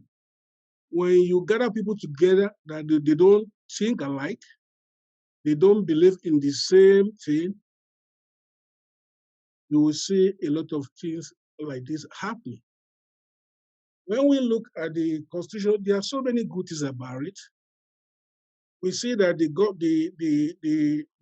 duty are divided.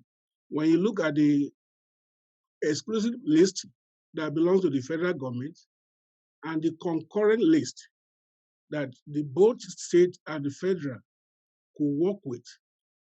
When I look at those in my, prior to this meeting, I noticed that the state government actually has concurrent power to install electric grid in their state. So why is it that no state government has attempted to create its own power generation? Because if we notice that from time immemorial, lack of electricity, lack of good road are the major problem that has kept Nigeria development where it is today. So if the state government has the power under the constitution to create its own electric grid, why don't we have also state power generation? Why don't we have a KT? So there will be power, even though before NEPA was dismantled, every state could actually manage its own power grid. So when we look at the strength of the Constitution, we see the division of power between the states. But there are so many defects in this Constitution, and like the speaker before me said, it could be compared to a fraudulent document. The preamble to the Constitution says, "We the people," and it says that the unity of Nigeria, it said Nigeria is one indivisible, indissoluble sovereign nation under God. When you look down at the provisions, Nigeria is supposed to be a secular state. It said no religion will be adopted as the state religion. But when we look at practice, you see for every important position, are you a Muslim or are you a Christian? When the president goes to the mosque on Friday, the Speaker of the House and every important person around him, you see them, it looks like a meeting point. So in practice, we may say we are a secular state, but when we look at the composition, you will see that the appointment of important position are governed by which type of religion you belong to. Are we meeting at the same mosque on Friday, or are you going to Holy Ghost camp on Friday? And that is how it is being run. Everything that is put in the Constitution shows that the unity of Nigeria is negotiable. Even the Constitution itself acknowledges that. It says that the Constitution is for the purpose of promoting good government, welfare of all persons in our country, on the principle of freedom, equality, and justice, for the purpose of consolidating, the unity of our people. So if we are attempting to consolidate, how can we now say that is a done deal, that is not negotiable? Because the language is that we are trying to achieve this purpose, and therefore we cannot say it is non-negotiable again. It's like a student of a college saying, a medical student saying, "Oh, I'm already a doctor. It cannot be taken away from me." When what you are actually trying to do is to become one. I look at various sections of the Constitution, and the fact that this document assumes that loyalty can be commanded is another weakness. Loyalty cannot be commanded. It cannot force me to be loyal to you. And the people of Nigeria, they know that their government is not looking out for them. In every way, in every manner, in terms of security, provision of education, and in every other aspect of it. We have a constitution that says that we will provide education. And we have the alimentary system in the north that refuse to educate the young people. So you can say that it cannot work. And like Erelu said, it's not the document, it's the mindset of the people. When you have people in government that do not care about their legacy, they do not care about what they leave behind, then we have what we have now in our country called Nigeria, where the country is being subsumed for tribal identification. Our current president in 1985 voted for at the OAU meeting, voted for another candidate, I believe from Mali, who was running for position, when a Nigerian was also running for that position. That's a good example that when you have leaders that consider their tribe more important than the country, then we have a problem. Like Olasupojo said before me, that you believe you are a Yoruba man, the other person believes is an Hausa man, the other person believes is an Igbo man. Then how can we now say that we belong to the same country and the Constitution is supreme? So there is a lie,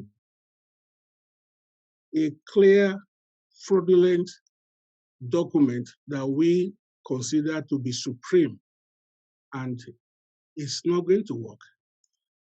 When we look at the federal character component of the Constitution, it says that the tribal consideration will not be used for appointment of position. What do we have today? It is the opposite. So many federal bodies have been set up. We have a Federal Character Bureau, we have Code of Conduct Bureau, Council of State, but all of them, none of them have been able to turn the tide around. When you look at our appointment into federal position, people are complaining. The head of custom, the defense chief, NAFA chief, immigration, they seem to come from one particular tribe. Although this is the same thing that is written in the Constitution that should not happen. So it's like preaching a particular Sabbath that you, as a preacher, are not willing to follow. And the fraud in the document is all over: economic, security. In every situation, we can see that what we rely upon as the supreme document to govern the country is not working. And whether we, as a Yoruba nation, we decide to move out of Nigeria, this problem may also continue. I come from Osun State. We have Ijeshas, we have the Ifes, we have the Morakekes. But if we begin to see ourselves as one, not as a tribe, then maybe things will change for the better. Because as we are right now, I do not believe that the unity of Nigeria is not negotiable, and I believe that most past governments and current governments, they like to say that it's not negotiable. It's not negotiable. We have seen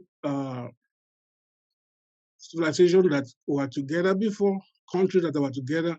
For example, USSR used to be one huge country, but at one point, there was a breakup. But how do we go about this is what is important. I believe that the African Charter that was mentioned before will be a good way to negotiate our separation, because you cannot tie two cultures that do not believe in the same thing or are not going in the same direction. We either slow each other down or continue to kill each other as we are doing now. So in conclusion, I strongly believe that the unity of Nigeria is negotiable. And if it was created on the strength of this document, I think that breaking down the document and going through it to show that it's not working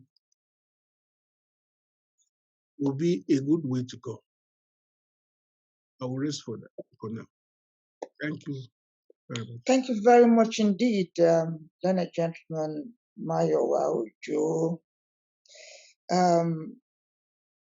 Let me go on to my next speaker, and another learned individual, but this time a learned lady, learned gentle lady, Tinu Akinshola. Please introduce yourself, and over to you.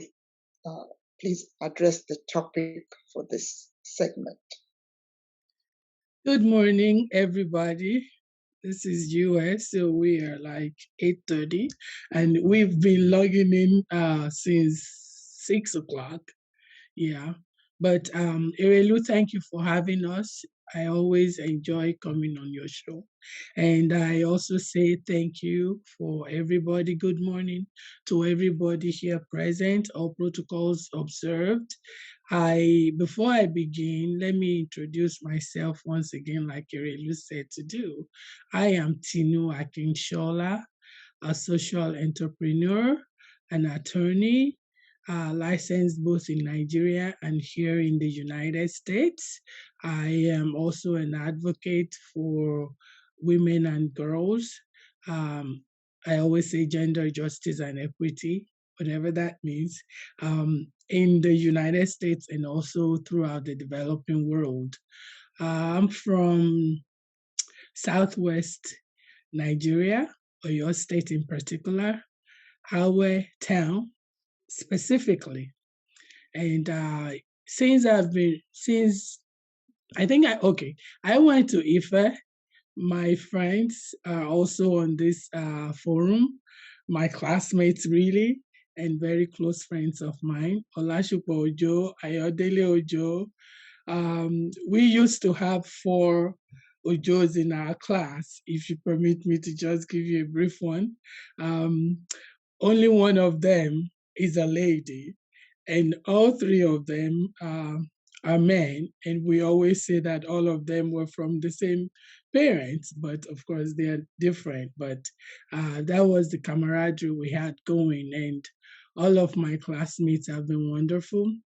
I just want to say thank you. And Irelu, I also want to let you know that when you introduced Olasupo Ojo, you mistake him for Mayowa Ayodele Ojo, who is in the United States, the very last speaker. Olasupo Ojo is in Nigeria.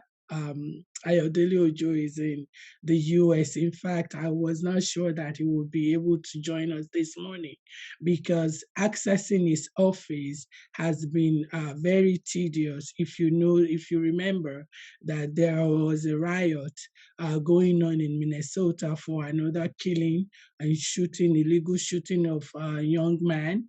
In the last 2 days. So everybody is curfewed, locked down.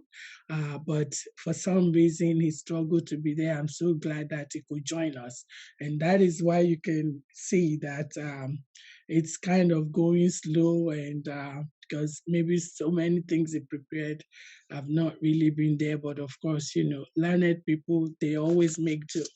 I thank God for being on this forum with all these erudites, and especially Dr. O'Neill. I know I've been in meetings with you for like three times. I see Prof too.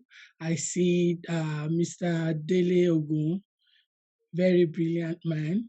I always write notes when in meetings with you. So all of the things that you all have said, I am adopting them because it's like we all gather together and we're writing the same thing, brainstorming, because I hear you all talk about almost everything that I wrote, including written and unwritten constitution and all that. But in adopting all that you've said, I will also want to differ in a way. I'm not saying that the Union of Nigeria is non-negotiable. I would never say that because, like Mr. Ogun said, saying that would be that you want to bind Nigeria to a marriage that would never be divorced, or you're playing God at that. So, and I would not say that. And I'm going to take you off a tangent a little bit, just like the doctor did, but I'm coming back into telling you that yes, I'm all for Odua Nation. I'm all for Yoruba. I'm proudly Yoruba girl. And I'm for it because of so many reasons that have been postulated, including all those that I'm going to be offering now. We know that the Constitution, as I've alluded to, is a particular a document, of course, which governs people, the relationship of people, maybe in a contract or an agreement, whatever. But then, if you don't have a constitution, if you don't have an agreement, of course, things tend to go haywire. Why do we have constitution? Why is it necessary, especially if it's for a country? We know that if we have a constitution for a country, it tends to manage the affairs of that country. It allows people to not go haywire. It allowed people to be orderly. Even the government will not get out of their rights or their authorities. They have their boundaries. They have their jurisdiction. There would not be abuse of power. And each person that is charged with any authority or responsibilities will know to conform and comply and act within their own set of rules and authority and duties. And I'm saying also that it will be an effective tool, to implement a national plan, especially insofar as democratic development is concerned. Case in point, we know the UK is a country with an unwritten constitution. It's unwritten not because it's not recorded anywhere it is, but it is said to be unwritten because it's all over. It's in variety of documents, in treatises, in stuff. So you need the interpretation of experts, legal experts, if you will, to know, to tell you actually what the law is. And now, if you're talking about written constitution, which tends to be what the Nigerian and the United States operate, it is written in the sense that we condense everything that's supposed to be guiding the affairs of our nation into one solid document. So when you need anything, when you're having to, if you're a leader, the governors, even the president, even the local council, everybody have their own distinctive duties according to the Constitution, which we say is the law. Now, I'm going to be comparing both the US Constitution and the Nigerian Constitution because I'm thinking that if we're able to do that, then that will make me to even solidify the reason why I'm saying that Nigerian unity is negotiable. Before I say that, let me say this, that when you have the Constitution, of course, is you divide things into two, internally and externally. There is that part of the Constitution that works internally. Why do we need it to be internally, and what are those things that we need to be internal? We're saying that when you have laws that are internal, you want to you put your government into task, and task in the sense that the government's duties, they're supposed to keep the law, they're supposed to make people safe and secure, they're supposed to act against any enemy, foreign or domestic, they're supposed to protect the environment, they're supposed to do a host of things that will protect the interests, the values, the culture, whatever of the people. But in our own situation, in Nigerian context, Nigeria failed. And it failed woefully in the sense that all the people who are considered as Nigerians, especially even the Yorubas, their lives have been maimed, they have been kidnapped, the girls have been raped, they have been they have been extorted, their farmlands, their property, even their homes have been invaded, trespassed, and taken over, which we call conversion.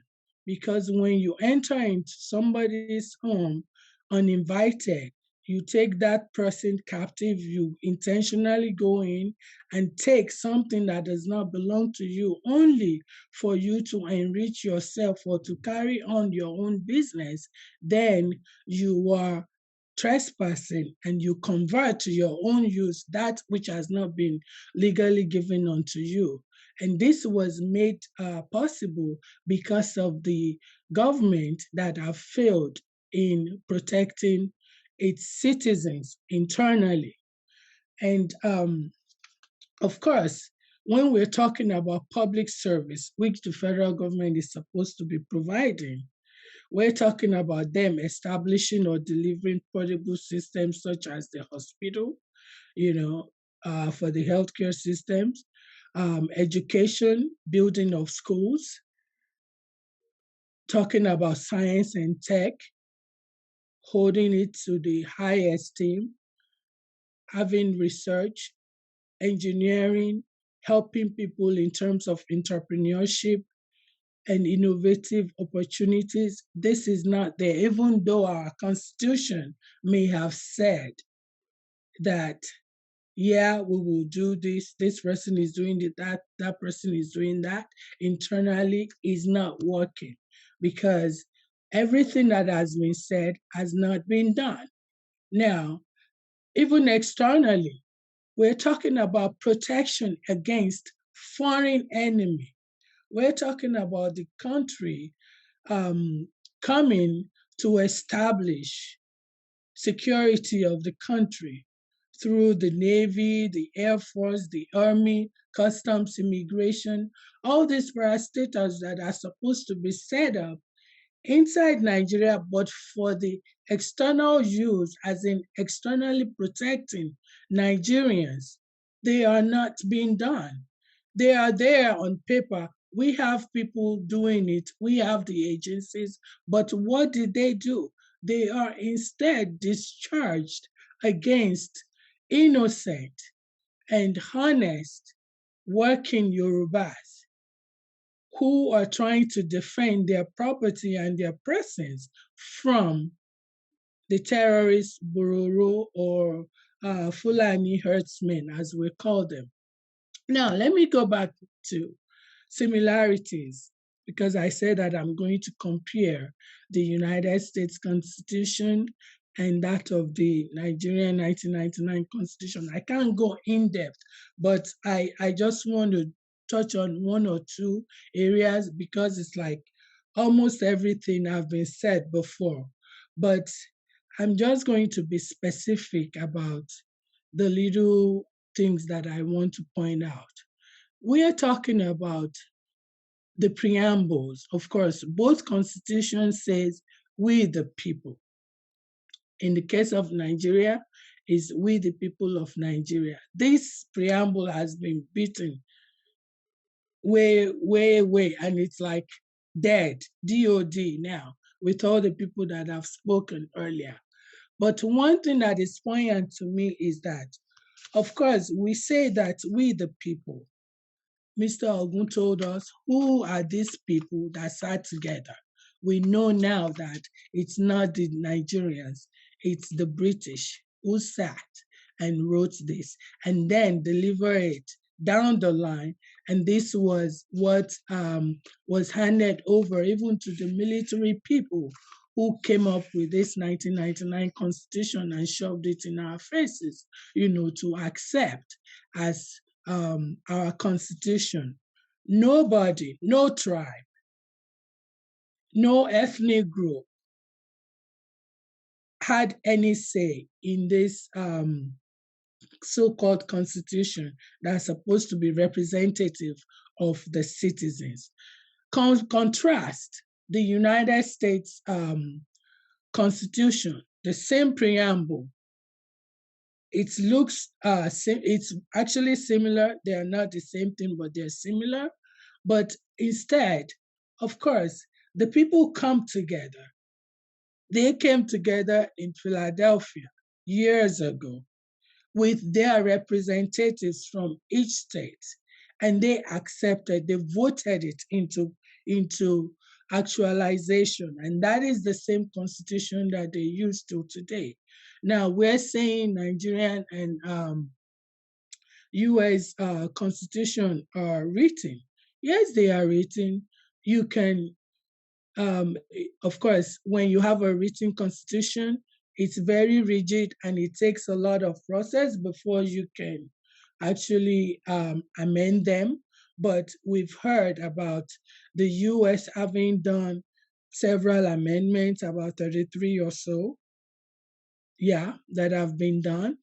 Now, contrast to the 1999 Constitution, when have we amended it? I don't know. Both US and the United States Constitution make way for presidential type of government. In the presidential type of government, you have 3 chairs. there is supposed to be the legislative, there is supposed to be the legislative arm of the government, which is controlled by the National Assembly, of course, the Congress, House and Senate in the case of Nigeria. The president is the head of the executive arm. Then you have the judiciary. In the judiciary system, for the US, is different from that which the Nigerian judiciary system operates, and especially I'm talking in terms of the courts. For the courts, we have, for Nigeria, there is the Sharia law courts. They have the Sharia laws itself, and then there is the customary law, and then there is the, we're supposed to not have secular or religious laws, but here we are, religion, Sharia, here we are, culture, influx into our system. Now, talking about the US, by 7th Amendment, according to 7th Amendment, we always have trial by jury of your peers. But that's not what is going on in Nigeria. So, of course, we say we operate the same constitution, but there are differences. The components in the United States, the Constitution does not hold high esteem or support or protect or even promote any religion.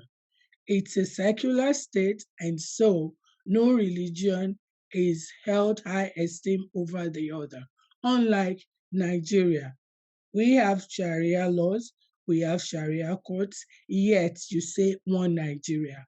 How did that happen? And we know that the Sharia laws also are operational in some part of the country. If we say this is a country, we are together, it should be that everybody, regardless of your geographical location, will be governed by the same tenets, the same terms, and the same conditions. But of course, we know that is not the case in Nigeria. Moving on to our kind of federalism. This is one area where I think Nigeria missed it.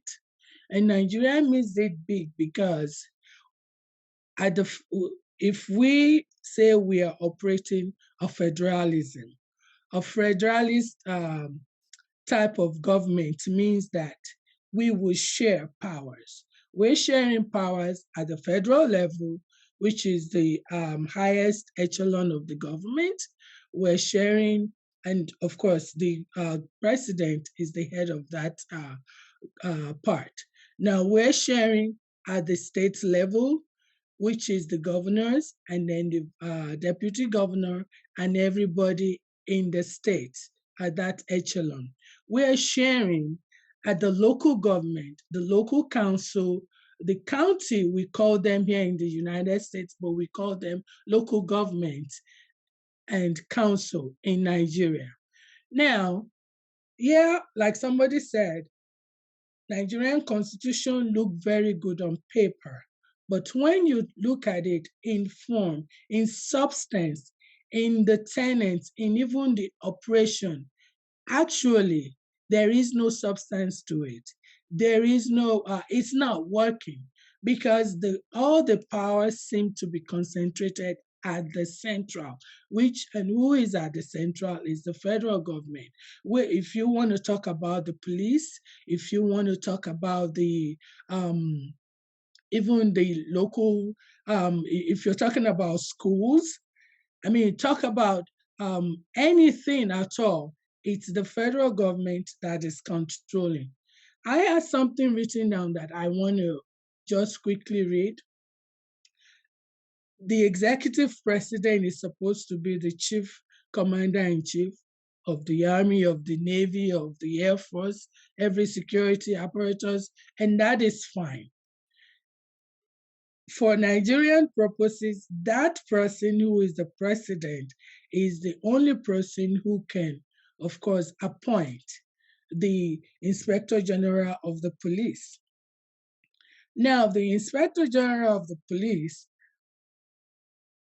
is, of course, subject to the advice and consent. His appointment is subject to the advice and consent of the Nigerian Police Council. Now, who puts the Nigerian Police Council in place? The Nigerian Police Council, of course, is instituted and constituted by the president. And we know that mostly, if not all of these people, really are not diverse. There is no diversity in their constitution. I'm saying constitution in this context as in the components, in the number and the actual physical people on that board. All of them belong to almost the same ethnic group and tribe, and even religion, if you look further. At the state level, the governor does not even have the power to have its own state police. There is no state police, let alone will there be a local government police. So you're talking about police commissioner who is supposed to be operating at the state level. That person is also assigned from the top, not the president directly, by the IG, but of course, the IG has to speak whatever is being dictated into the pipe by the president. So the IG nominates or appoints the CP. The CP operates in the state. The CP, who is the Commissioner of Police, does not have the power or any action can be done by himself or by herself. It has to be something that is derivative or commanded from the top. So this is not a federalism in its real sense. If the state government, if the local government are not free to have their own police. And that is why when this Ruger thing came, when this thing about herdsmen issue is still ongoing, people are killing armed robbers, or what do you want to call? Yeah, I call them armed robbers because that's what they are. Of course, they are armed bandits, but they are also robbers because they are robbing people, taken from the person forcibly by using threat of arms and even using AK-47 to maim, to kill, to destroy people. And then taking from them their property, even taking their lives. So you're talking about taking people's lives and liberty when the state government don't even have any say against that. And we heard also that these are individuals, these are Yoruba people that have been maimed and waylaid or kidnapped. They can't even defend themselves. When they try to defend themselves, then the order will come from above, from the central, from the federal government, because the state government cannot even declare for anybody to defend anyone because he doesn't even have the police to start with, and he always have to act at the beck and call of the federal government. Look at the US. On the other hand, that's not happening. Everything is separate. The local police, they have their police. The state police has its own. Federal government, there's also the federal police that are, they have jurisdiction over federal lands, over federal territories, the White House, which is included, you know. Look at DC. DC even has its own government. DC government, it's local. Yes, the seat of government is in DC, but there is federal police taking care of whatever is federal issues and federal property. Meanwhile, the DC government, the DC police takes care of its own. So there has never been overlaps, and the federal government will never set federal police against its own citizen, because it's not within their jurisdiction. That's why I took time to lay the importance of the Constitution, so that no government goes out of bounds, goes out of its jurisdiction or authority as allowed under the Constitution. But Nigerian government does it because, of course, the local and the state are deficient in that aspect. The only time in the US that the federal police will be set out is even when the state government has to ask for it. They have to ask for it because of maybe a riot or something that gets out of hand that their own police, the local police and the state police, cannot handle. But that is not the case in Nigeria. In fact, the Army, the Navy, the Air Force, all those external security agencies, they don't come to light. They don't even come to the city.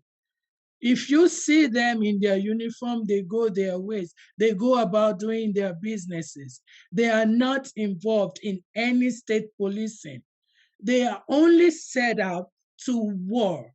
United States will never send out its Navy, its Army, or even National Guard to its own citizens. So you're talking about federal government in Nigeria participating actively in civil war. They already started it. Nobody needs to start it, but federal government in Nigeria already started it. So that is one thing. And if you're thinking about supremacy of the Constitution, because I heard Dr. Oni, he went extensively into the AU Charter, the UN Charter, and all that.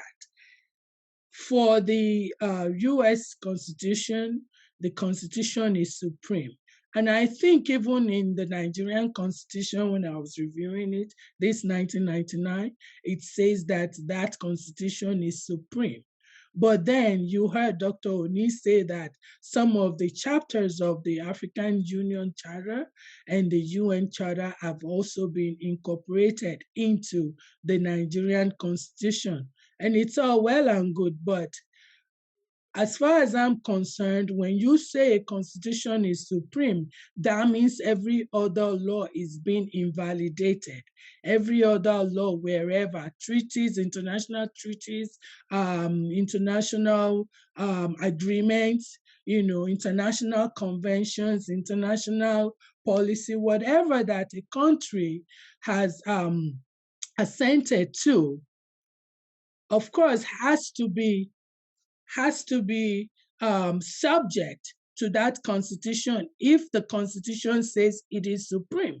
Just like in the US, the Constitution of the United States is supreme to that of the state, to that of the local government. And if there is a clash, the state and the local government have to give way for the federal government constitution. Also, there can't be anything done in the United States, whether the ambassador to whatever country of the United States now entered into transaction or entered into an agreement with a foreign body.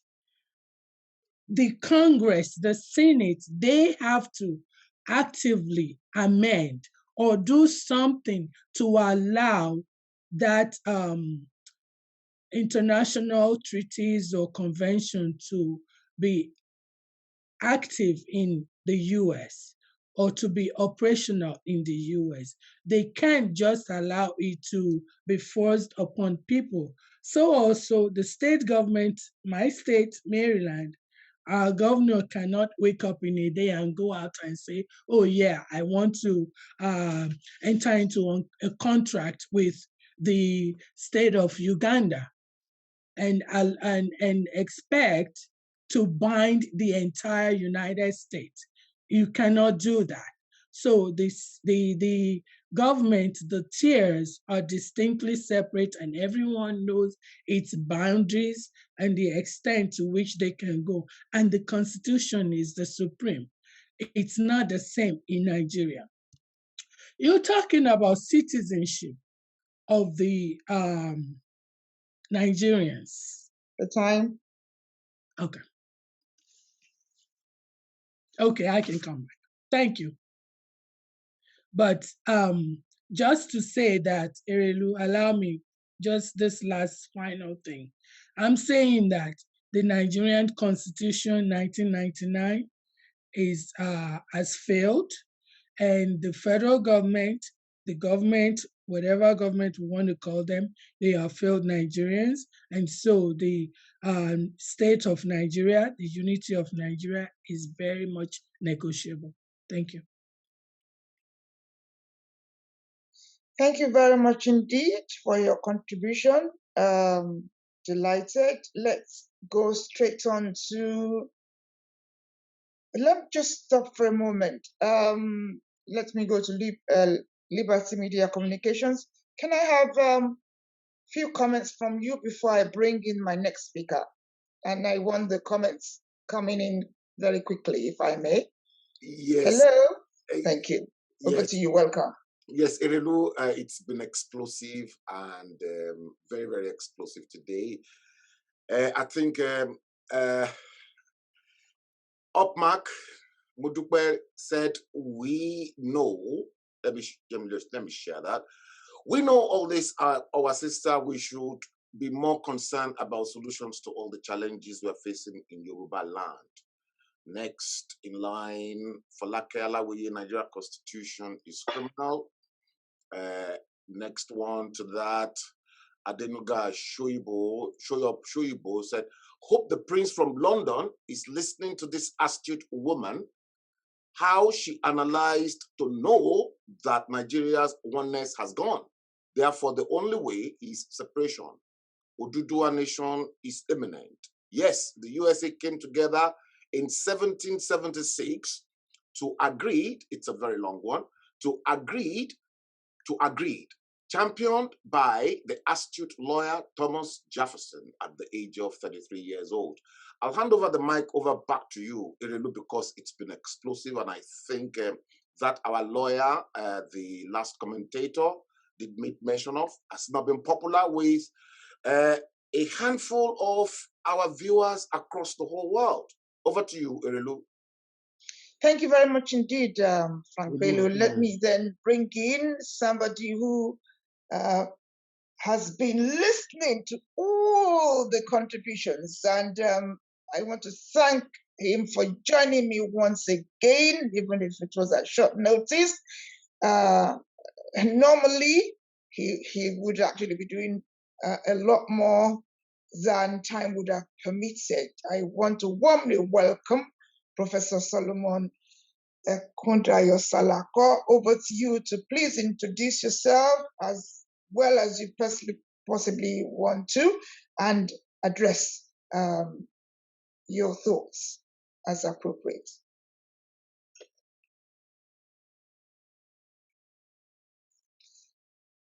I think you need to unmute yourself.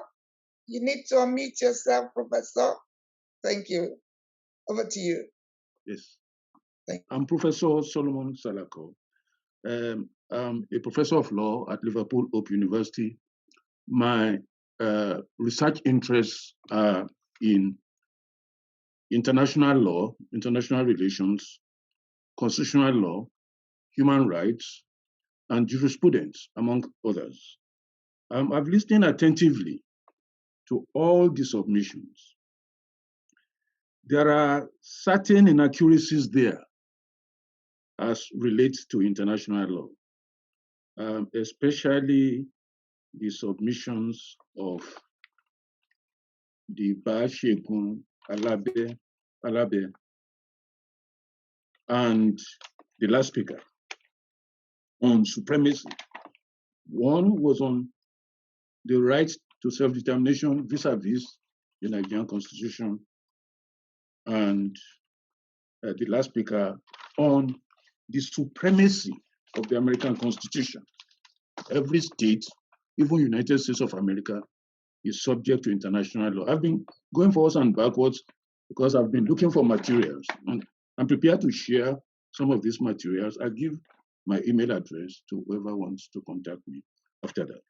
But the first submission I find extremely stimulating because of the historical excursus by Barrister Dele Ogun. He took us through the history, the constitutional history of Nigeria, choosing as a starting point 1st January 1900.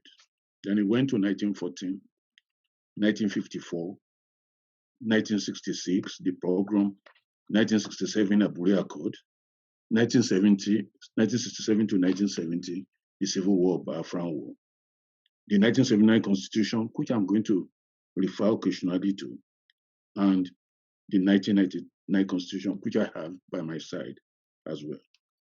But these are the three important points that we can pick from what he has said.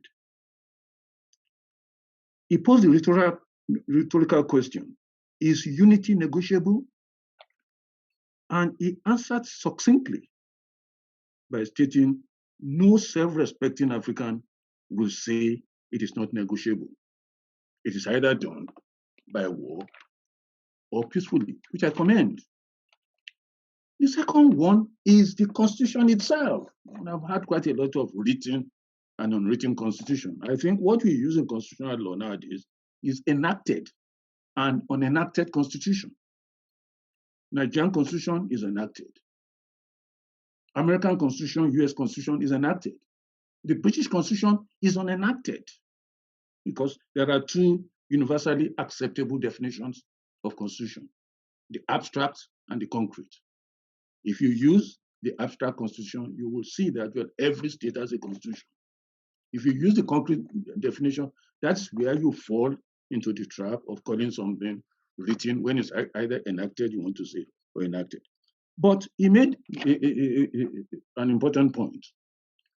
He said the Constitution is a negotiated document. That is a vital point there. The Constitution itself, when we are talking about negotiability or non-negotiability, is a negotiated document. A consensus, according to him, which is couched in legal terms. It is a consensus. But do we have that consensus? I have here the 1979 Constitution, the suspension of that Constitution. Another one made by the military, the Constitution of the Federal Republic of Nigeria, 1989. And last but not the least, the 1999 Constitution. That's why I've been going forwards and backwards to pick all the materials, because I got a very short notice from the Erelu last night. She knows that well, I'm always available. Then, Barrister Ogun mentioned legitimacy, the knowledge of the authors of the document. Who are these authors of these documents? Who are these representatives? Are they representatives of the peoples of Nigeria?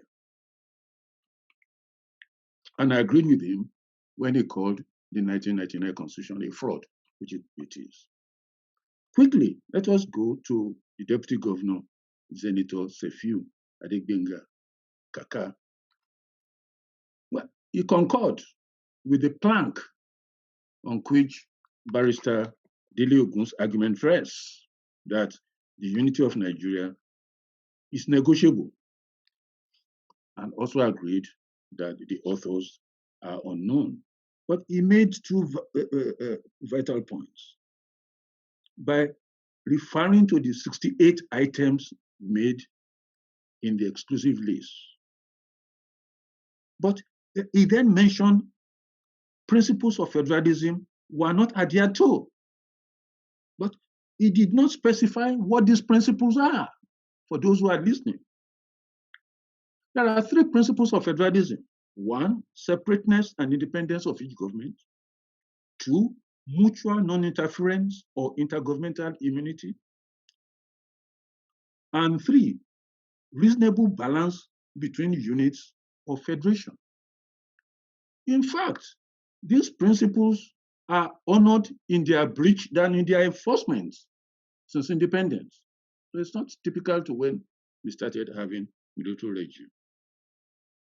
But the vital conclusion he made, which I want everybody attending to take home, is that a unity government controlled by the military is masquerading as a federal state. What we've been having is unity governments masquerading as federal state. They are not federal states or federalism stricto sensu. Now, Mr. Ayobami Ogedengbe, the vital contribution he made is to introduce the issue of cultures and autochthony. And that is an addendum to what Barrister Ogun said. What is autochthony? That it is homegrown and it is homebred. It is indigenous to the people. We have 371 ethnic groups, as Barrister Dele Ogun rightly stated. He referred to the need for autochthony, even though he did not use that term. Is that important? Quite a lot of people, including Mr. Okenla, have been saying that, well, even when we get the Oduduwa state, it's going to be the same thing. But we will write a constitution which is autochthonous. Everyone will participate in the constitution. It will not be signed in by a military government. That is the contribution to the debate. Now, let me now go straight to Mr. Olasupo Ojo. Mr. Ojo mentioned Section 2 of the 1999 Constitution. Nigeria is one indivisible and indissoluble sovereign state to be known by the name of the Federal Republic of Nigeria. Now, that sovereignty is indivisible is Austinian, John Austin, 1790 to 1859. Quite a lot of jurists in this country, HLA, did not accept that. That sovereignty is indivisible, or that the supremacy of our American Constitution is so intact that they cannot be bound by international treaties. I'm going to come to that later on. But he then went and then mentioned the cultural aspect, which is very good. Whenever we consider law, we always consider the substantive, the procedural aspects, the structural aspects, but we leave the cultural aspects. You see, every society reveals through its laws the way it manages people. And that is why the cultural aspect is very important. Again, he referred to legitimacy and that it is fraudulent. But he advocated the right to self-determination without expanding on that. The person who expanded on self-determination is Chief Dr. Shola Oni. But there are certain errata that I wanted to add. Not errata that I wanted to add to that. Self-determination as an inalienable right since 1983. That is not entirely correct. Self-determination started in 1966, International Covenant on Civil and Political Rights. And why this is so is that, well, if you look at a case decided by the Permanent Court of International Justice, that is the predecessor of the International Court of Justice.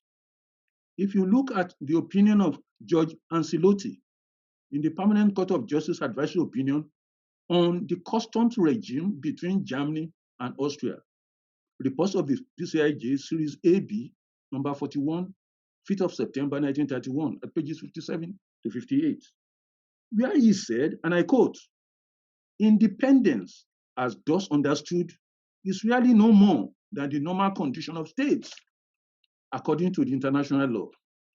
It may also be described as sovereignty or external sovereignty, by which is meant that the state has over it no authority than that of international law.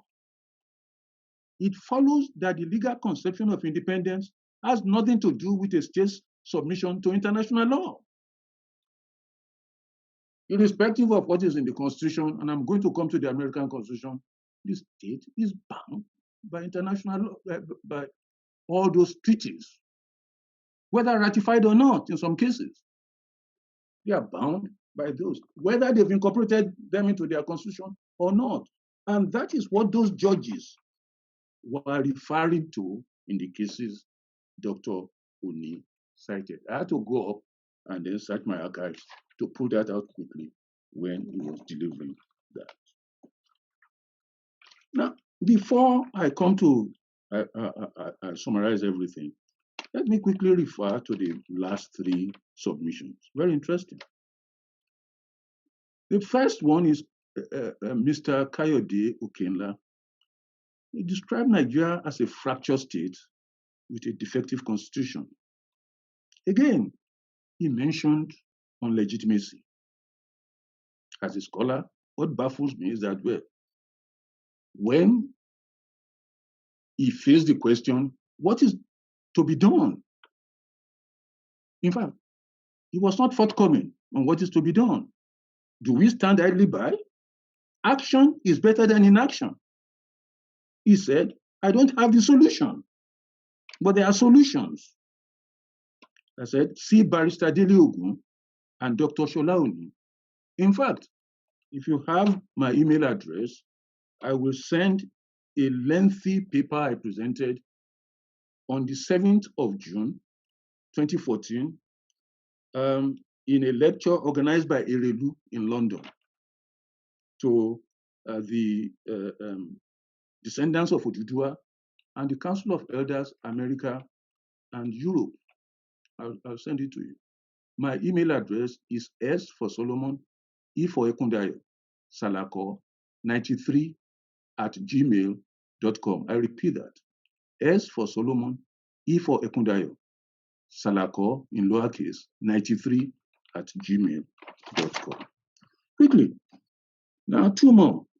Attorney Ayodele Ojo, he mentioned a conflict of cultures and civilizations, which is an extrapolation of what we've been discussing, autochthony, etc., and then the defects in the Constitution. But he believes, and this is very important, that a peaceful exercise of the right to self-determination is feasible, not visible, feasible. Now, the last one, Attorney Tinu Akishola said was in support of the creation of the dual state. I'm in support too. But he compared the US Constitution and the Nigerian Constitution. They are both classical, they are both supposed to be federalist constitutions. But US is a secular state. And Nigeria also was a secular state until 1999.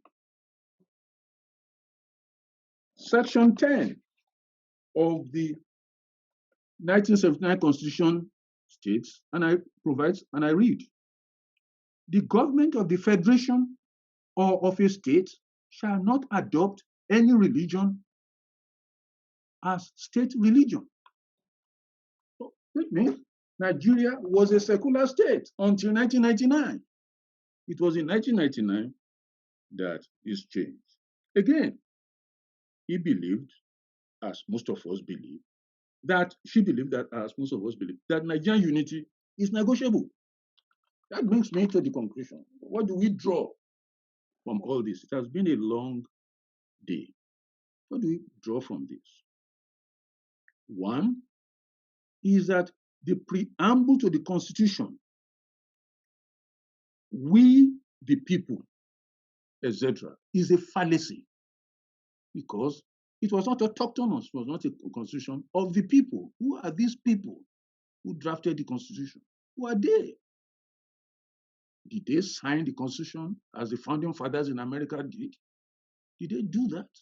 It was signed in by the military. Then legitimacy, that comes from that. Who are the authors, which I've said, of the 1999 Constitution? And I agree with Barrister Dele Ogun. It is a fraud because of that. Two, the Constitution is not autochthonous. In other words, it is not homegrown, homebred, indigenous from the soil. That is what autochthony, derived from the Greek word autochthon. Again, unity or loyalty cannot be commanded. I agreed with the speaker who made that statement. Unity or loyalty cannot be commanded. It's either it subsists or it does not.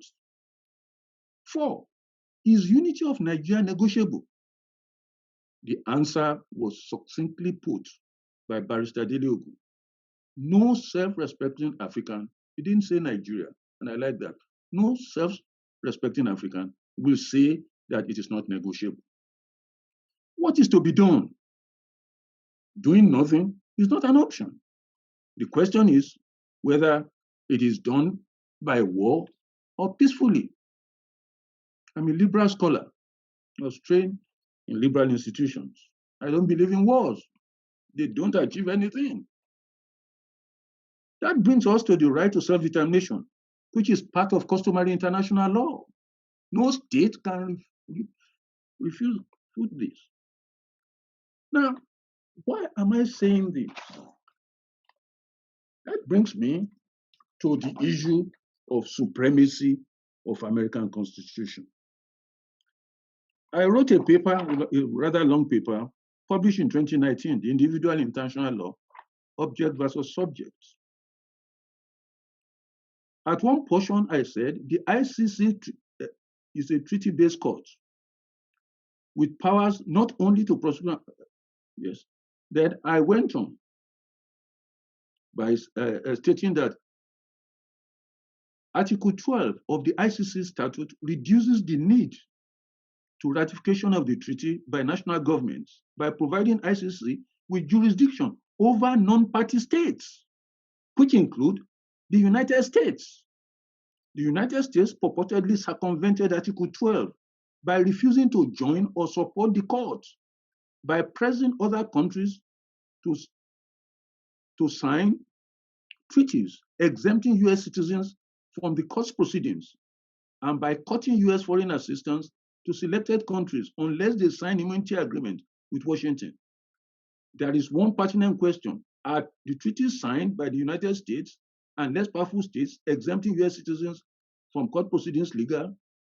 US officials relying on Article 98(1) of the ICC statute, which stipulates that the ICC may not proceed with a request for the surrender or assistance, which will require the requested state to act inconsistently with its obligation under international law relating to the state or diplomatic immunity of person or property of a third party, asserts that the immunity treaties are valid. Lawyers for EU and many other governments have concluded that the US-sponsored immunity treaties violate Article 98 of the ICC statute and are in breach of the obligations under international law, because the article was designed to enable a state that had already existing status of forces agreement with other countries avoid violating these agreements with other forces they are hosting. Accordingly, EU members have refused to sign immunity treaties with the United States on legal and political grounds that do so would breach the Rome Statute and undermine ICC prospects. If Attorney Akinshola emails me, I will send an electronic copy of this paper to her straight away. To conclude, thank you very much indeed. One sentence. Examples abound where the right to self-determination has been exercised. In Bangladesh in 1971, Czechoslovakia in 1993, South Sudan 2011, former USSR and former Yugoslavia. A peaceful exercise of the right to self-determination, as Dr. Shola Oni rightfully stated, under international law is not only desirable, but also feasible. And Oduduwa Republic is feasible under international law. That seems to be a conclusion of. Thank you very much indeed. I think I need to go straight into the Zoom area and see if anyone desperately want to share thoughts or comments, as long as they are kept very short and not with long preambles, straight to the point, or someone wants to ask questions, please raise your hand if you so wish. Professor Eshegoni Modupepupo, somebody want to? Bẹ́ẹ̀ni, Olúwẹ̀kúndayọ̀, mo ń gbìyànjú láti gbọ́ ọ̀rọ̀ sókè bọ̀ ní orí tó kù lọ. Ẹ má bínú. Okay, fine. Please go ahead. Ẹ ṣé, Olúwẹ̀kúndayọ̀, mo ní pé kí n dúpẹ́ lọ́wọ́ yín fún nǹkan tẹ́ ń ṣe. Mo dẹ̀ ní pé kí n dúpẹ́ lọ́wọ́ gbogbo àwọn tó ti wá fún gbogbo nǹkan tó ń ṣe. Nǹkan kan tí mo kàn fẹ́ sọ ni pé nǹkan méjì ni but gbogbo ẹ̀ ṣókíṣókí. Ìkíní, gbogbo nǹkan tá à ń sọ̀rọ̀ yìí, gbogbo nǹkan tẹ́ ń sọ̀rọ̀ yìí, Erelú, màá rọ̀ yín pé ẹ jọ̀ọ́, ẹ jẹ́ kó dé ibi tó yẹ kó lọ, ká bá lè fi sí ibi tó yẹ ká fi sí kí nǹkan tá à ń fẹ́ kó lè ṣẹlẹ̀. Ṣé rí gbogbo àwọn tí ó yẹ kó gbọ́, tó yẹ kán mọ̀, ó yẹ kán ní kinní yìí lọ́wọ́, ṣùgbọ́n wọn ò ní lọ́wọ́, gbogbo wọn kàn ń sọ nǹkan tó wù wọ́n káàkiri, ìyẹn ìkíní. Ìkejì, òun ni pé ṣé rí àwọn nǹkan tá à ń sọ nípa ọ̀rọ̀ legality àti culture àti gbogbo ẹ̀. Àwọn nǹkan kan wà tẹ́yìn náà ẹ̀yin lọ́ọ̀yà tẹ́ máa ń sọ pé precedent. Ṣé rí precedent sí gbogbo àwọn kinní wọ̀nyí, tẹ́ bá lọ sí 1808 sí 1820, ẹ rí bẹ́ẹ̀. Òun ló point sí, òun ló tọ́ka sí pé ṣé rí nǹkan tá à ń deal pẹ̀lú, kì í ṣọ̀rọ̀ constitution, kì í ṣọ̀rọ̀ nǹkan tó ń ṣẹlẹ̀ láti 1950s. Existential threat ni fún Yorùbá or any other person tó bá subscribe sí constitution yẹn. Existential threat yẹn gan is an issue tó fi jẹ́ pé all other issues are off the table tó bá ti jẹ́ pé threat to existence ni. Ẹ ṣé. Thank you very much indeed. Ẹ ṣeun. Anyone else tó tún fẹ́ ṣàlàyé ọ̀rọ̀ fún wa? If you can't raise your hand, just speak, unmute yourself, and I shall allow you to share your thoughts. D.O. has just raised his or her hand. Oh, yeah. Over to you. Yes, ma'am. Good afternoon, my dear Erelu. It's such a privilege to be a part of this platform. I just wanted to add that at a certain point, we must stop stating the obvious. I've listened to brilliant scholars, brilliant lawyers, ably marshaled by your very good self, my dear Mayor. You know how much I admire and love you. But we've got to admit that we are dealing with animals who understand that the basis for any state is force.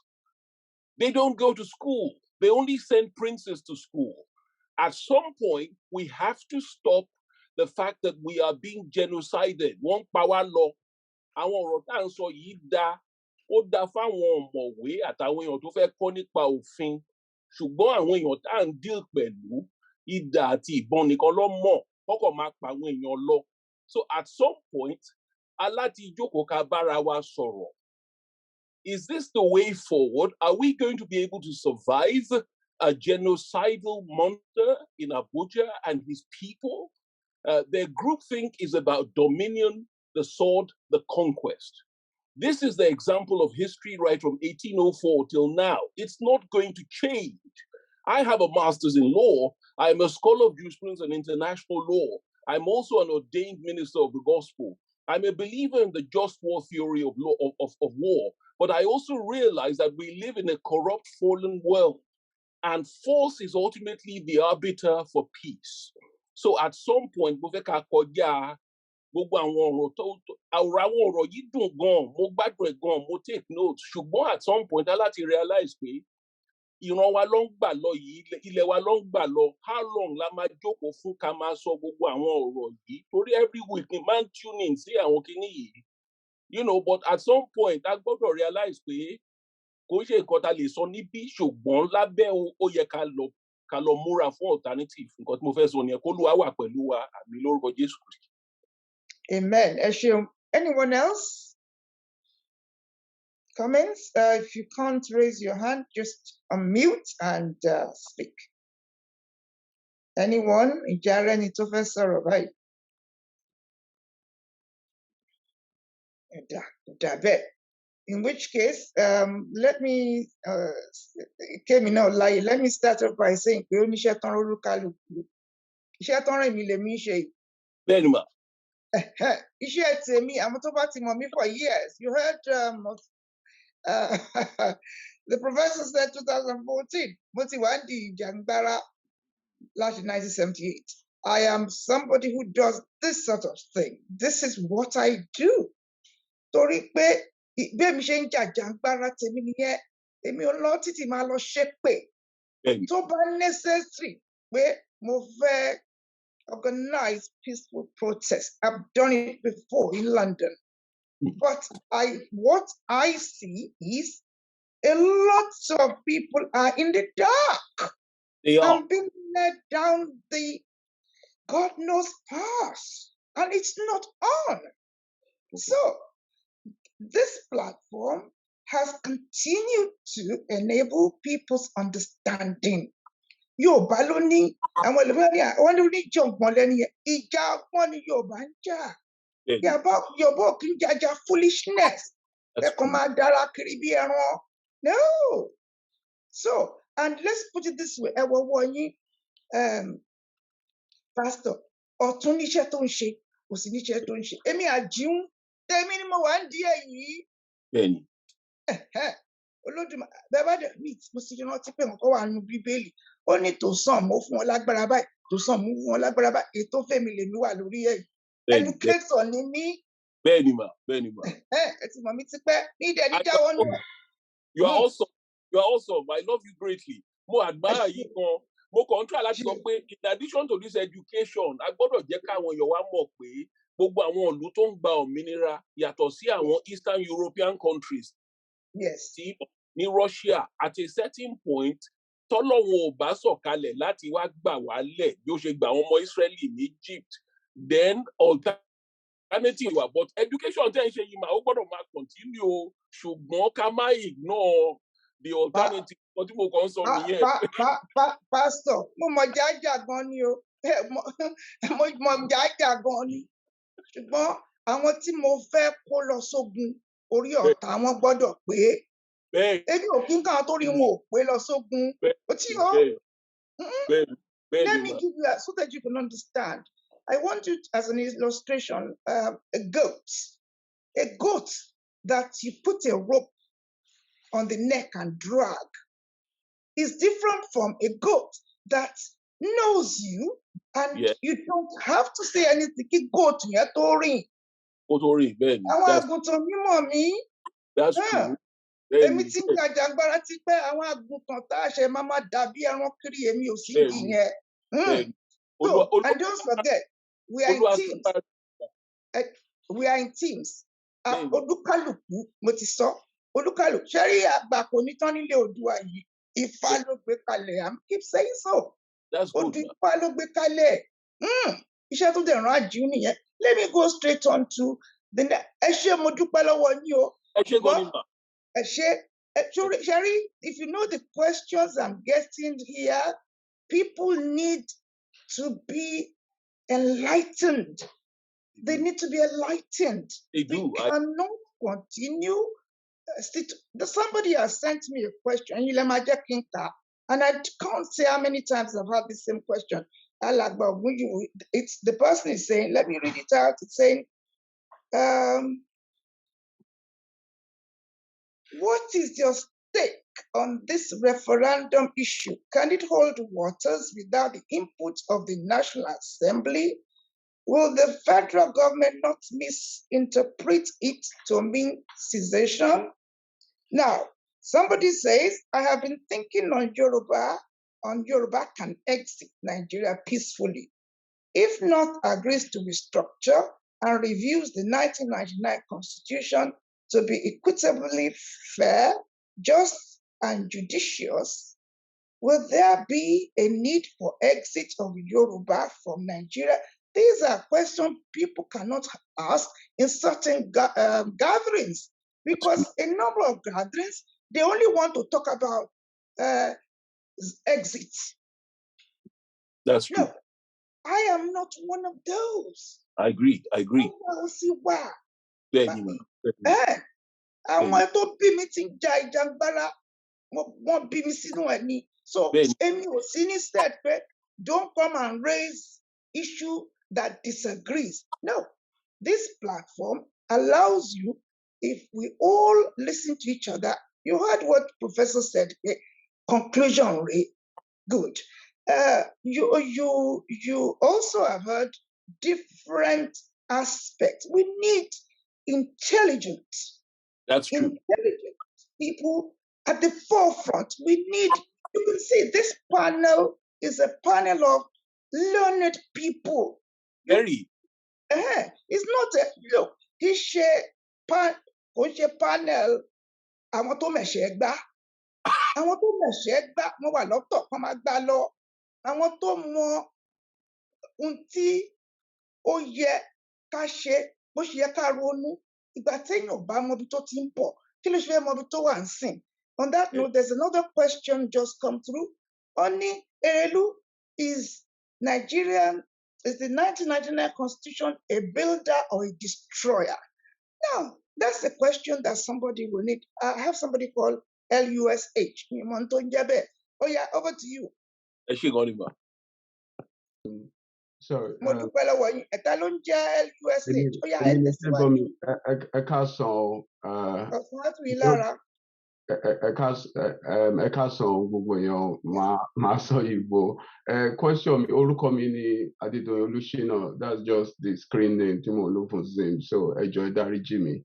I've really enjoyed this session and I've really been blessed and been educated. This is for me as a Yoruba man, really understanding the views of different people and learning from the scholars. So my question is this: what needs to be done to ensure that this clamor for this planned 2023 elections will not derail this movement and this initiative? Because I can see most people now, well, I won't say most, I mean, from what I gathered from the media, is like 2023 election is the big thing now, not even the restructuring and addressing people clamoring for self-determination. So this is more of an open question. What needs to be done to ensure the move towards 2023 election, if it will happen, if at all, would not derail this good cause that's being pursued? Thank you.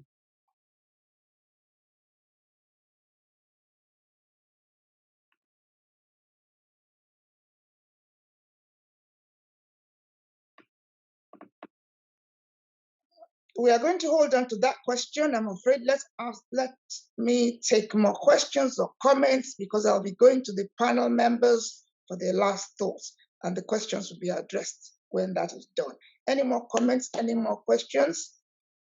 Dayo Adenawo, over to you, Prince Adenawo. Good afternoon, Ma, and good day to the panel. Thank you very much for giving me an opportunity to ask a question.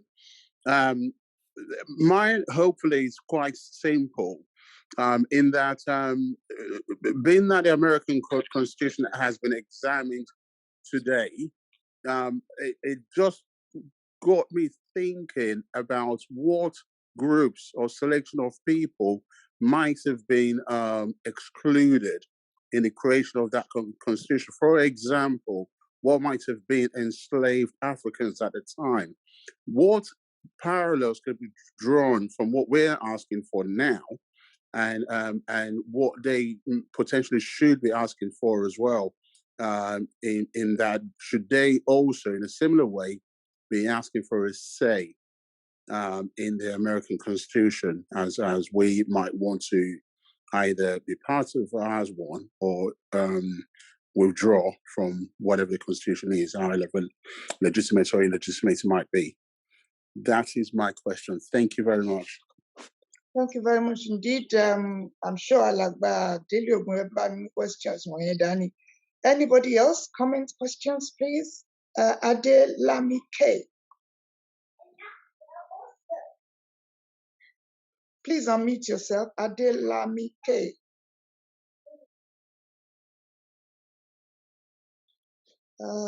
You are able to unmute yourself.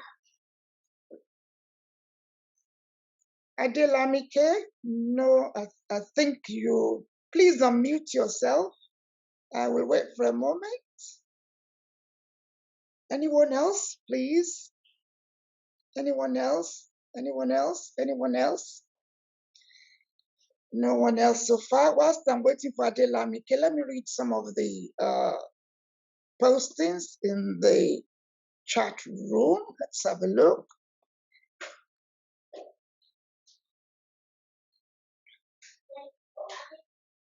Let me read a few out for us. Somebody says, every state and local government has power to make laws, but we're deprived of power to enforce their laws and even to operate a prison for violators of state and local government criminal laws. Only the federal has police and prisons. This is also fraudulent and cagey. Good and accountable governance is impossible under the 1999 Constitution, no matter how good an administrator a person is. Section 33 of the Constitution actually states that if you are killed in the process of preventing a riot, it is not considered as deprivation of life. Next, because of our values, we are prepared to use our reasonable intelligence and knowledge to achieve our Yoruba nation. Our parents have invested so much in education. This is payback time. I don't want to leave my children to occupy the same with people not developed enough to value humanity. Every nation establishes diplomatic relationships with other countries. I'm ready to obtain visa to be able to visit my friends and in-laws in Igbo land, Nahusa land, and even Fulani land if they have any land. We are therefore left with the United Nations Charter for the exercise and protection of our right to self-determination and guaranteed under international law. Let me go. The right to self-determination is guaranteed by both international law, UN Charter, and municipal law, African Charter, and Human People's Rights Act of the Federal Republic of Nigeria. I agree with Bashe Gwalabe as submitted. However, the Supreme Court on the Abacha versus Gani Fayemi case has neutralized the potency of application of the law in Nigeria by pronouncing that it is subject to 1999 Constitution being an act of the National Assembly.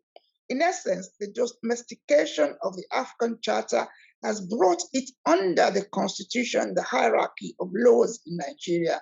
There is therefore conflict between the provision of self-determination in the African Charter and sections 1 and 2 of the Constitution. The conflict will be resolved in favor of the 1999 Constitution, by which the courts were decreed into existence. It's time to explode the falsehood and fraud that Nigeria is, and to birth our own nation that will reflect our values. The Constitution is meant to make Nigerian out of the Akoko man without recourse to his Akoko-ness.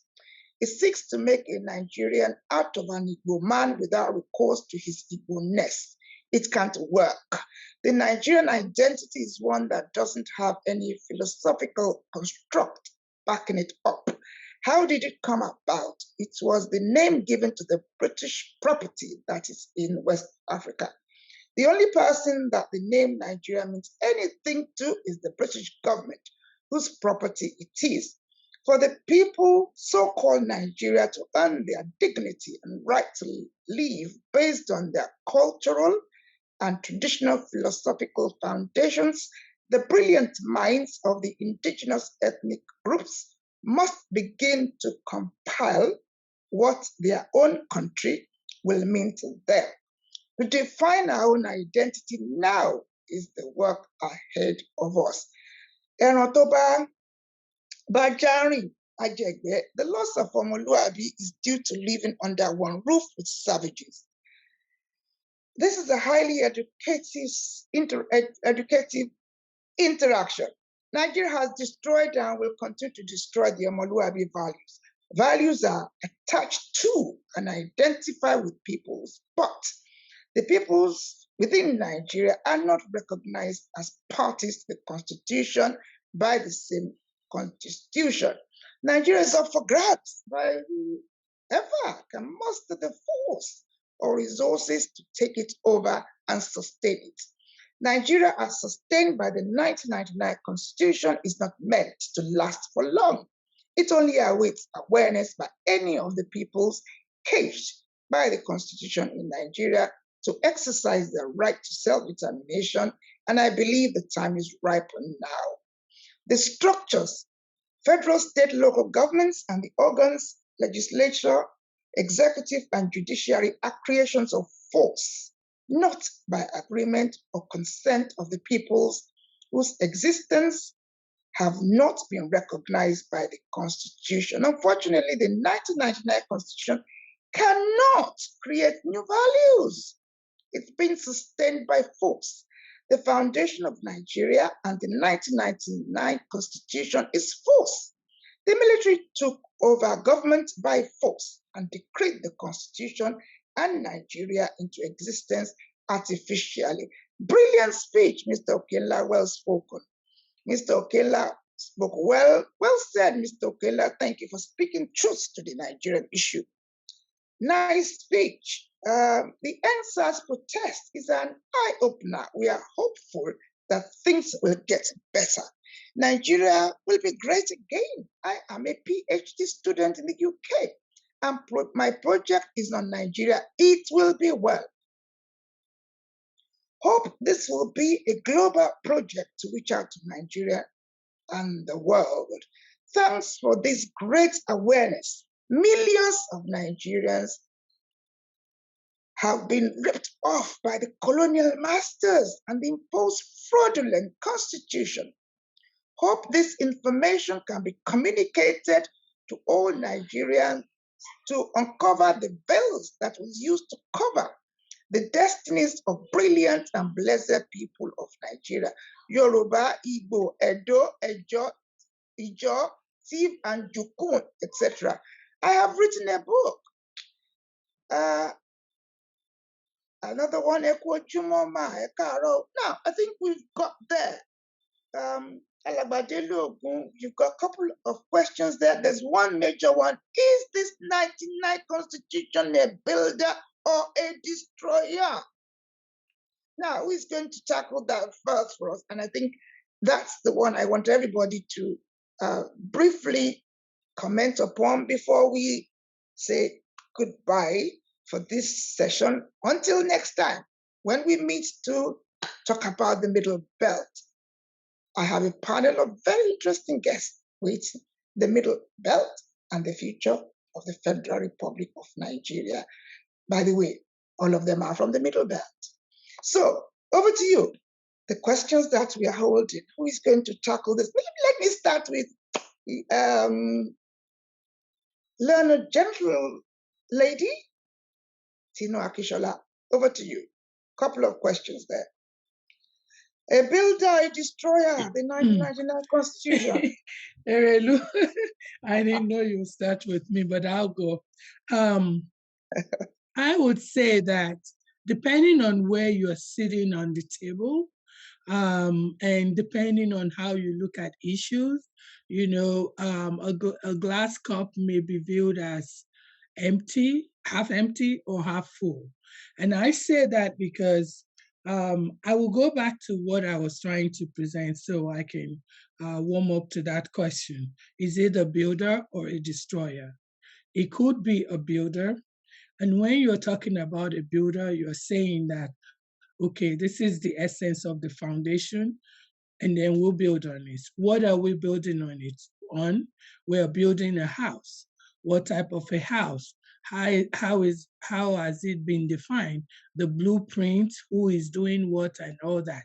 We have all postulated that. Of course, that was enshrined in the Constitution, but the problem is its enforcement is not there. It's not working. It's deficient. And that's what leads to its being termed as a destroyer. So I would say that 1990 Constitution is a destroyer. And I'm saying that in the light of sections 25, 26, and 27 of the Constitution. I went over it.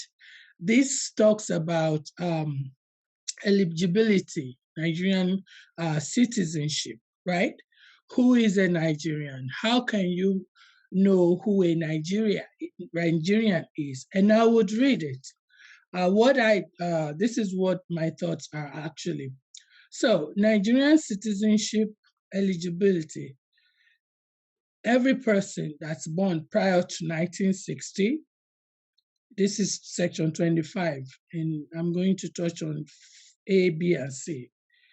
So parents or grandparents, that person, that Nigerian citizen whose parents or grandparents belong to a community in Nigeria, But it also says that that person cannot be a citizen if neither of his parents nor grandparents was born in Nigeria. Now, this is a builder right there. We have the blueprint. How are we now destroying? We are destroying because if you come back to modern day Nigerian, who a Nigerian is in the modern day, we have Bororo Fulanis, we have the AK-47 carrying Fulanis. We only have 1 more minute. They also claim to be Nigerians. Who knows whether they are Nigerians or not? Who is going to go into the substance of checking who or what documents they brought in? When did they come in? Do they have grandparents or parents who are of Nigerian descent? Nobody is doing that.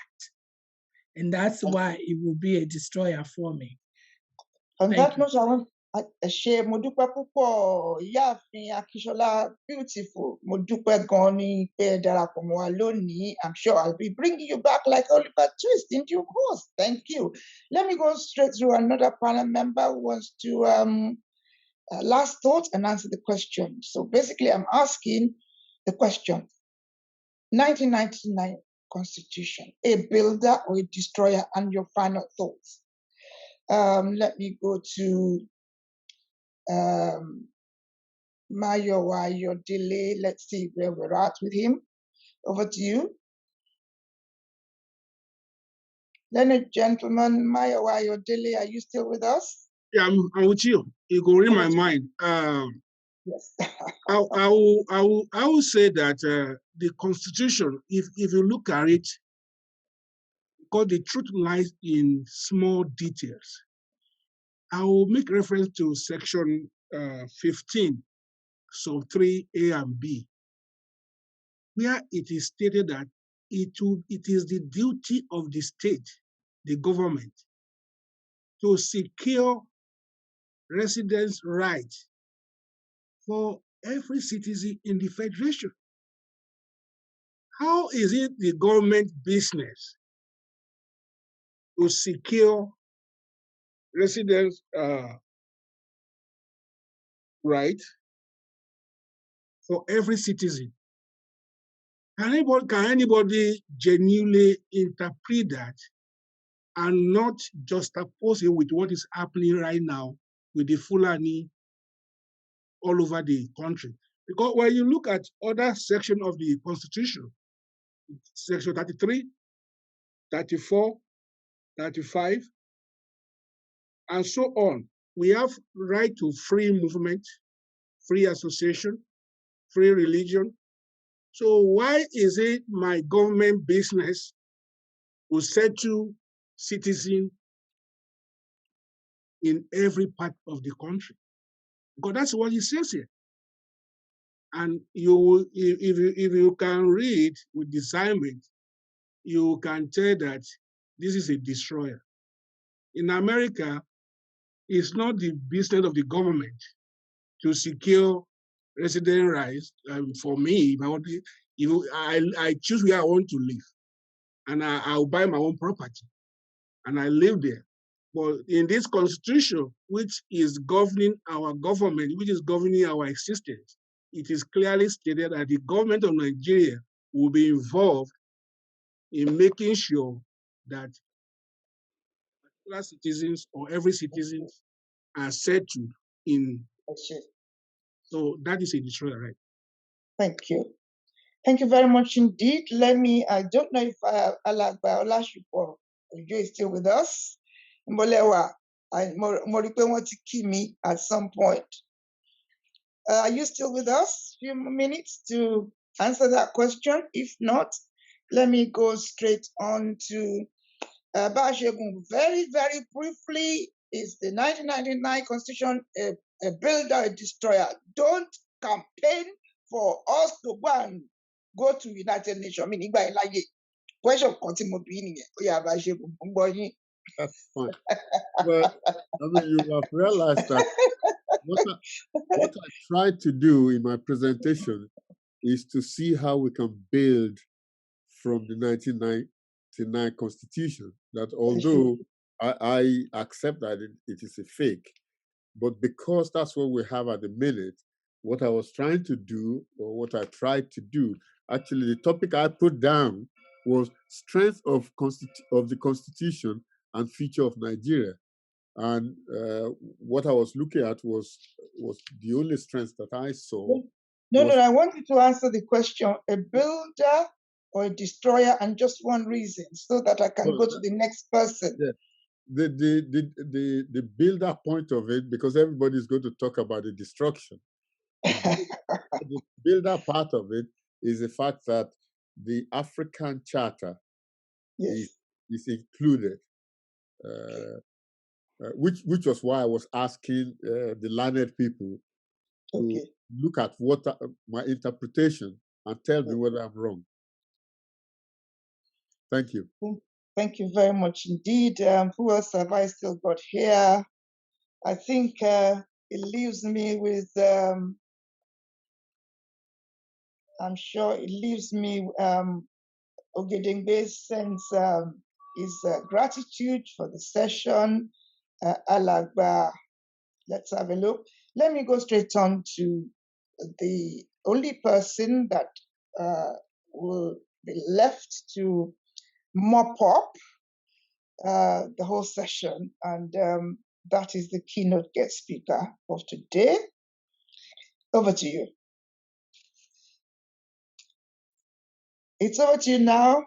Yes, Erelu, thank you very much again, and thank you everybody for your contributions. It's been an excellent discussion. I just wish to make some brief points. Let me answer the questions that were posed first. Is the 1999 Constitution a builder or a destroyer? The short answer is that it is a destroyer. It disempowers our people. It disempowers our nations. It disempowers our heritage. So it is a destroyer. Will the 2023 elections derail this project? Only if we are foolish enough to allow it to do so. 2023, they need us to legitimize their occupation of the National Assembly. I used the expression, Turkey's voting for Christmas recently. They wheel us out every 4 years, come and give us the legitimacy. And we roll up and give them the legitimacy. The 2023 elections, we should withhold it. And then the two causes come together until we get a proper constitution, which is a genuine reflection of the will of the people. There should be no engagement in the electoral carnival. Let me throw in a point very quickly because it often comes up, and this is the value of this platform. It is educational. And as Erelu rightly says, education and learning and understanding must precede meaningful action. If you don't get our people to understand the issues and see it the right way, the actions may well be counterproductive. So you cannot skip this education process. So it's often mentioned that the British have no written constitution. They do. They're not an oral society. What people confuse for an unwritten constitution is a constitution which has not been consolidated. Lawyers know about consolidated legislation, but that's not to say that the constitution is not written. You only have to Google the Treaty of Union, 1707. You see the equivalent documents between the Scottish and the English, whereby the Union was formed. My good friend, Kaide Okenla, and professional colleague, he took a different line from me. I have to disagree with him. He was focusing on the mindsets. I often hear this argument, mindsets. We are who we are, and we must get comfortable with who we are. It is impossible, we're not God, to change and re-engineer ourselves. But what we can change, and what is within our power, is to change and re-engineer the Constitution. A fraudulent Constitution cannot produce the genuine leaders that my friend Kaide is looking for. It can only produce its children tainted with fraud. So if you need genuine leaders and genuine leadership, you must first start with a genuine constitution. So if your constitution starts with a lie, as we've discussed today, it could only end up producing lies and deception because it needs lies to sustain itself. So let's stop looking for a Superman that is detribalized. Let us build the new relationship around the Nigerians as we are, the good, the bad, and the ugly. But if the ugly are predominating, look for its source, look for its cause. Look at your constitution. There's a provision in the constitution that we didn't discuss about political parties. It expressly prohibits a party that would actually be an expression of the will of, say, the Yoruba people or the Igbo people. If they decided that they wanted a Yoruba party, Constitution says you can't have that. A party cannot have an emblem or a manifesto that is advocating those nations, which are the true pillars of our existence, not the artificial constructs that the British brought, as somebody said, as their commercial enterprise. We have to go back to basics and rebuild from what we had that made our land attractive to these ones who came for their commercial advantage. I want to touch on the army because somebody touched on it in a comparison with America, where soldiers are not sent onto the streets against citizens. The Americans would never send their soldiers onto the street against their citizens. But our soldiers, from my reckoning, they only ever shoot our own people. What was the last war that they ever had against anybody else but their own people? That is the result of a fraudulent constitutional arrangement. And we cannot allow that situation to continue. They are really just the lethal arm of the police. They're there, all the weaponry, all the planes, is really just facing inwards. And we must put an end to that fraud and grand deception. So I conclude at where I began. That we do not have a constitution because we have yet to sit down without foreign interference to really come to a negotiated settlement, a compromise of our interests. The lawyers are ready to do the drafting. It's the political will to bring the nations together, to have a sensible dialogue and to come up with a compromise. But this is part of the process. We must understand where we are first before we can be clear as to where we're going from here. Erelu, thank you again. It's a great pleasure to be part of this discussion. Thank you very much indeed, Alàgbà Délé Ògún. I'm going to stop here. Just as I just want to ask, is there any young person considered young who would like to say something before I bring this session to a close? And Professor, I don't know if you want to say anything whilst I'm looking for a young person. Frank Bello, I don't know if you have a few words from as far as you're concerned, from your from the platform out there. I don't know what people have said since you last shared thoughts. Any young person? The whole stream is awash.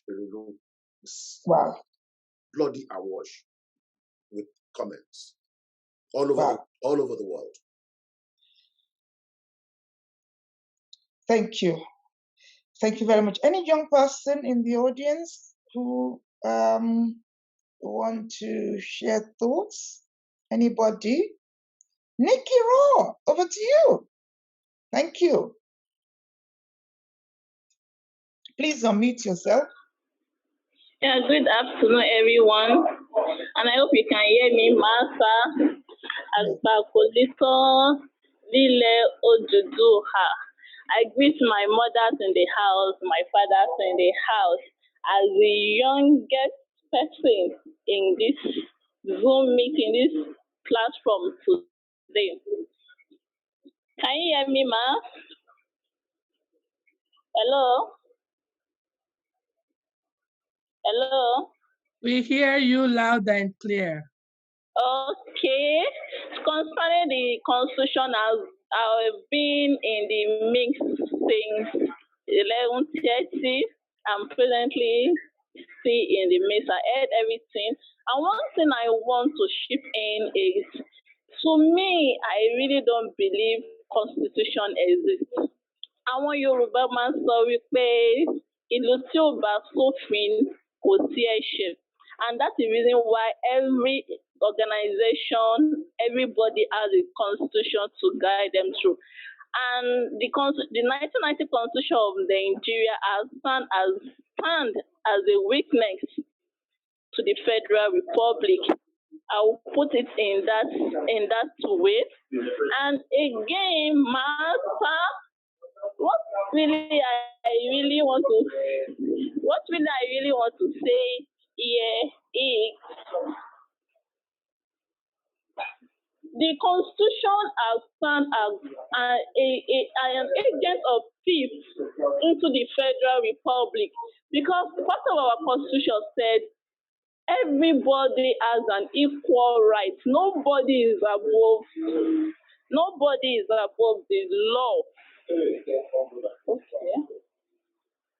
Nobody is above the law. Nobody is above the Constitution. Nikki, I'm going to mute everybody because there's somebody in the background who is disturbing us. Let me mute everybody and then you unmute just yourself. Just hold on a moment, please. Nikki, unmute yourself, please. Thank you. So, like I was saying, and now to build something, it starts from the head. If our leaders that even amend and build the constitution that us down to write the constitution since when Nigeria has been formed during the amalgamation, the colonial period, and even up to this present moment, cannot even obey the constitution, whereby they will be telling you that the rich have more power than the poor.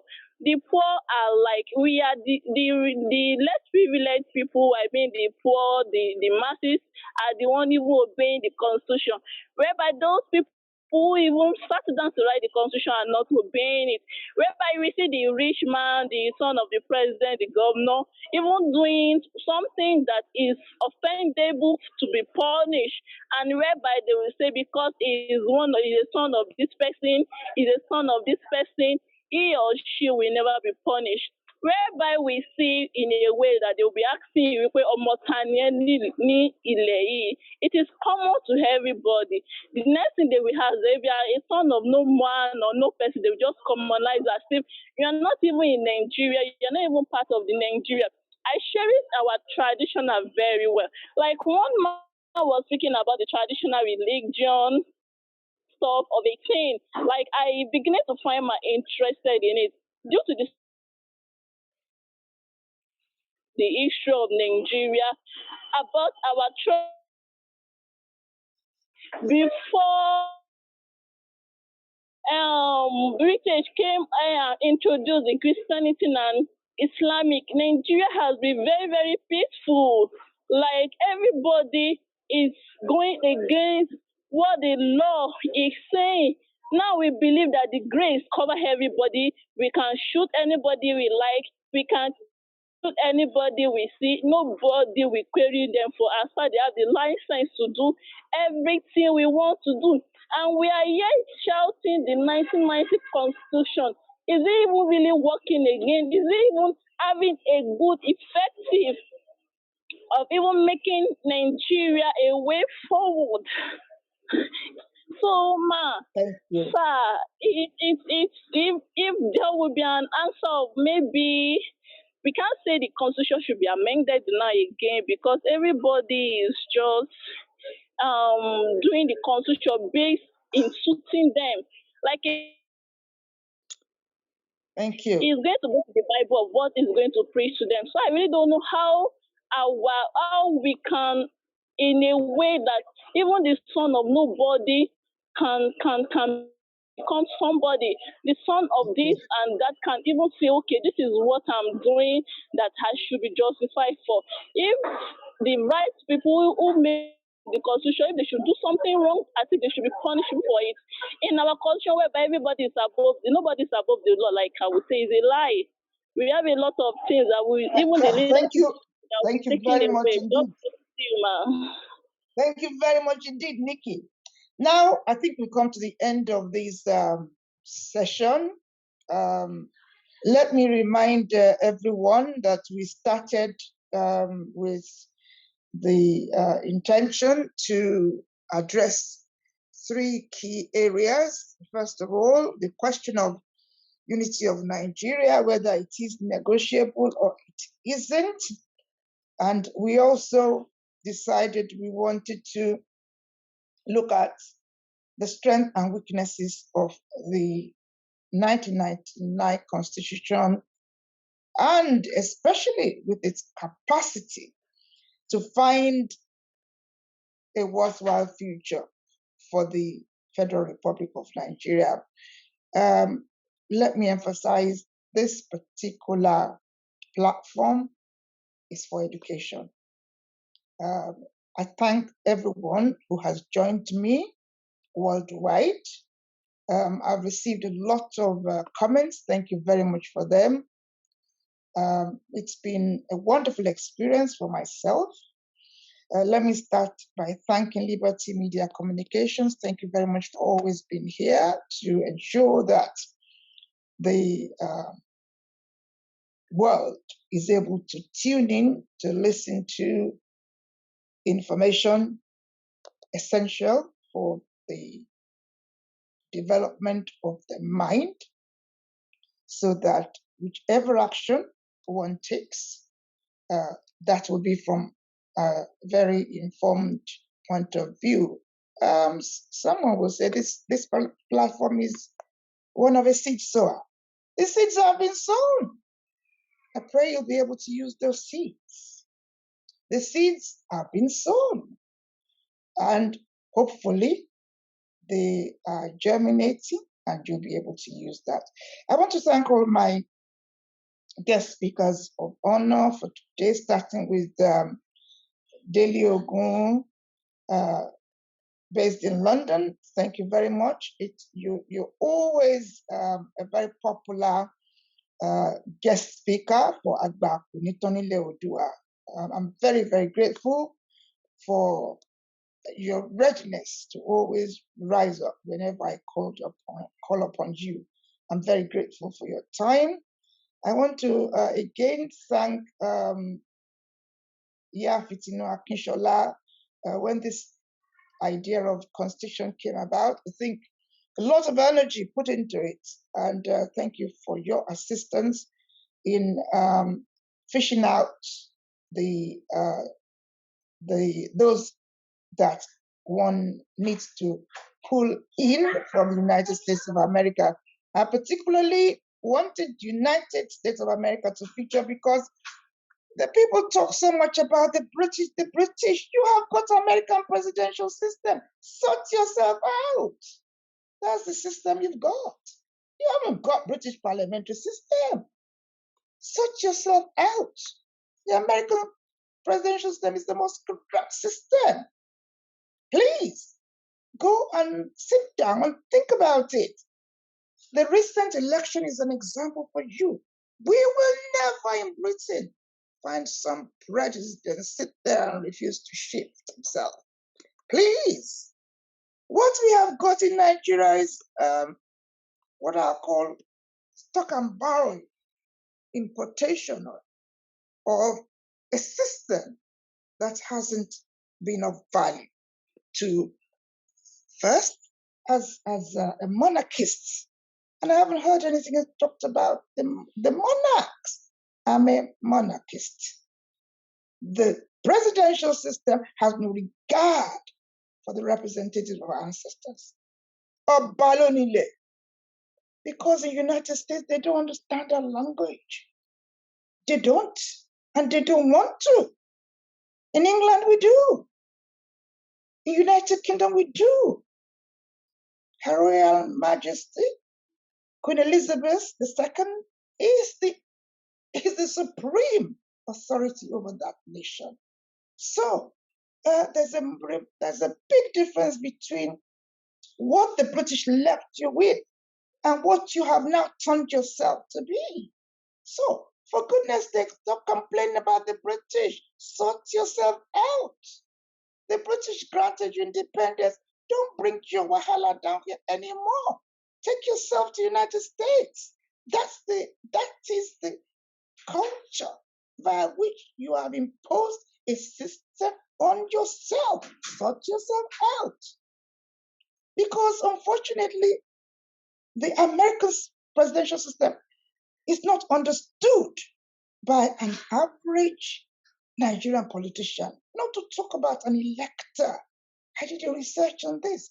They just happen to be clueless. You cannot have a system by which you are governing people who, unfortunately, every day they are being crushed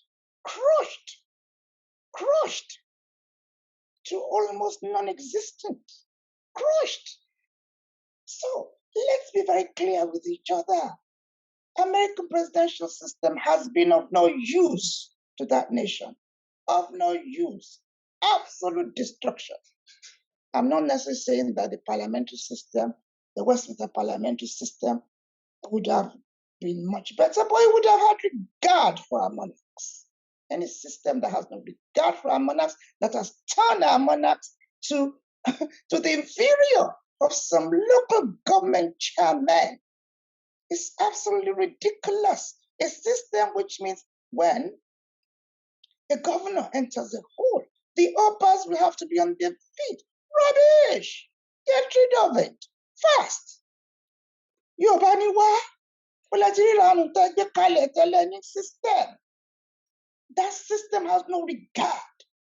It has turned our Obas to slaves. Can you imagine a system that enables the subject to be given staff of office to an Oba? Who told you that our ancestors used to be granted staff of office by a living being? That system is going to go. It's got to go fast. If there's anything that is my stand on it, that is the system that has created horrific problems in terms of identity, in terms of who we are. Look at all the streets of Nigeria. You'll be lucky to actually see a lot of our young people who understand who they are. Please, let's call a spade a spade. A corrupt system, seriously corrupt, is the American presidential system. And of course, the people before the corruption arrived were just as bad. So let me go on by saying there is no doubt, as far as I'm concerned, 1999 Constitution plus its presidential American system has been nothing but a total destroyer. Total destroyer. It's got to go. It's got to go, just as it came. It doesn't belong to us. It must go. So we need to get ourselves together to remove it. We need to remove that fast. And if that means that election will not take place, the earlier the better we get rid of the presidential system where a president is on holiday. That president, he's on holiday. I don't know what he's doing. And please, the vice president is doing now. A system, American presidential system. Some vice president that is getting huge salary. What is the job of the vice president? Go into your constitution and you tell me, what job does he do? The constitution, does it allow him to do anything? You can just put a lame duck there and you say you got, please, it's just not on. It's not on. That system is killing.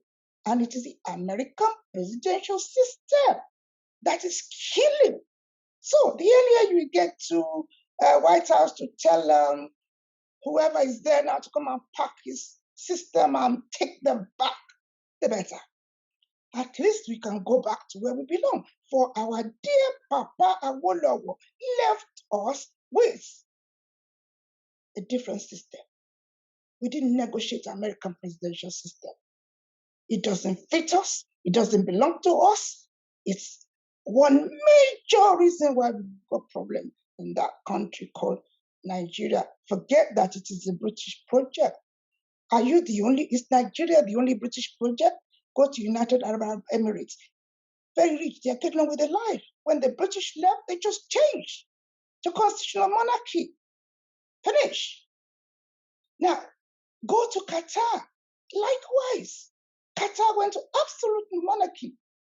Those are monarchical countries. We now brought in the system that doesn't have regard for our monarchs. Our monarchs have been rubbished. They'll be putting their hands on their back to go before Buhari. Absolute nonsense. We need to get rid of it. That system doesn't suit us. If there's no reason why we should get rid of this Nigerianization, one big one, because otherwise, Olo is a system that has enslaved everybody. The electors have no access to those they've elected. In Westminster parliamentary system, they come out to be seen. How often do you see your senators? How this House of Reps, how long Bajabi Amila is sitting there? When last did he get himself out to come and talk to the people? When? When? That is not the system that Baba Awolowo left for us. No, no. A system where those elected are gods, and they continue to borrow money recklessly. No checks and balance. A system that doesn't allow ordinary people to take part in governance. Please, let us get this point right. That is not just the Constitution. The American presidential system is a major problem. That president, any president of Nigeria is actually on sabbatical holiday. Full stop. That cannot continue. We must get rid of that system. So let me go on by returning to my thanks, really. Thank you very much indeed, Alàgbà Délé Ògún. I'm looking forward to having you back here. Let's go to my next one. Lawyer Kayode Okinla, thank you very much for joining me today and your illuminating thoughts. I'm afraid I identify with. Unfortunately, the people are so terribly defective. They have no capacity to actually enable changes. They have no capacity at all. Absolute hopelessness. Thank you for your contribution. Now let me go to His Excellency, Senator Kaka. Thank you for your honesty. Did you hear what he said? When they got 1999, when they got to office, they did not understand what, as we, the British would say, what the hell they were supposed to be doing there. They didn't understand what they were supposed to be doing. And yet they just got into government. Please. And you said we've got problem. 1999, from 1999, since they've been operating this constitution, they never knew what it was about. Did you hear what he said? The clip will be put out so that people can understand. We have problem. American presidential system of government, where the president is on holiday. Doesn't do anything. Undevised, please. So, thank you very much indeed, Alàgbà Máyọ̀wá Ayọ̀délé. This time I've got your name right. Thank you very much for joining me. Ayọ̀ Bami Ogedengbe, thank you very much indeed for taking part and for your contribution. I want to thank Professor Salako, ever ready to step in at any moment. I try to avoid bringing him to anything during the day, but it was wonderful that he agreed to join me today. Thank you very much for your continued sterling efforts to enable us to understand the rudiments of the situation we have found ourselves in. I want to thank those of you who have joined me in the Zoom area. And as far as those who are out there watching from all over the world, thank you very much for listening. Thank you very much for viewing. Thank you very much for your time. It's time to move out of Nigeria, yes. And to those who are in the Zoom area, I want to say thank you for being there. Thank you for the amount of time you have dedicated to this very important session of today, 14th April, the year 2021. On that note, I want to appeal to you, continue to stay tuned. When you see my flyer, I want you to be rest assured contrary to what other people may be doing, I intend to be talking about the real issues. And once you've heard the issues, I pray that you'll be able to use it and use it in a way to make a difference. Thank you very much for joining me today. It's another day. See you in not too distant a future. In fact, on the 25th of April, join me as I welcome the team from the Middle Belt who shall be sharing their encounters of the Federal Republic of Nigeria as it took its shape since 1999. Thank you very much and goodbye. Thank you, ma'am. Thank you, Erelu. Thank you. Bye. Thank you, ma'am. Thank you, Erelu. Thank you, everybody. Thank you so much, ma'am. Bye. Professor Erelu has my email, man. Yes, I'm quite happy. Anybody's about me from Papa for you. Barrister Ogu, good job as always. Thank you. Thank you, everybody. Thank you very much, everyone. Thank you very much indeed. Thank you, everyone. Thank you. Thank you. Good day. Yes, ma'am. Bye-bye, everybody. Good day.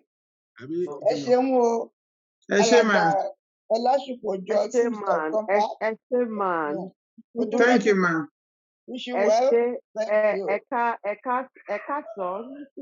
Alonso, oh, that must be Mona Lisa. Ah.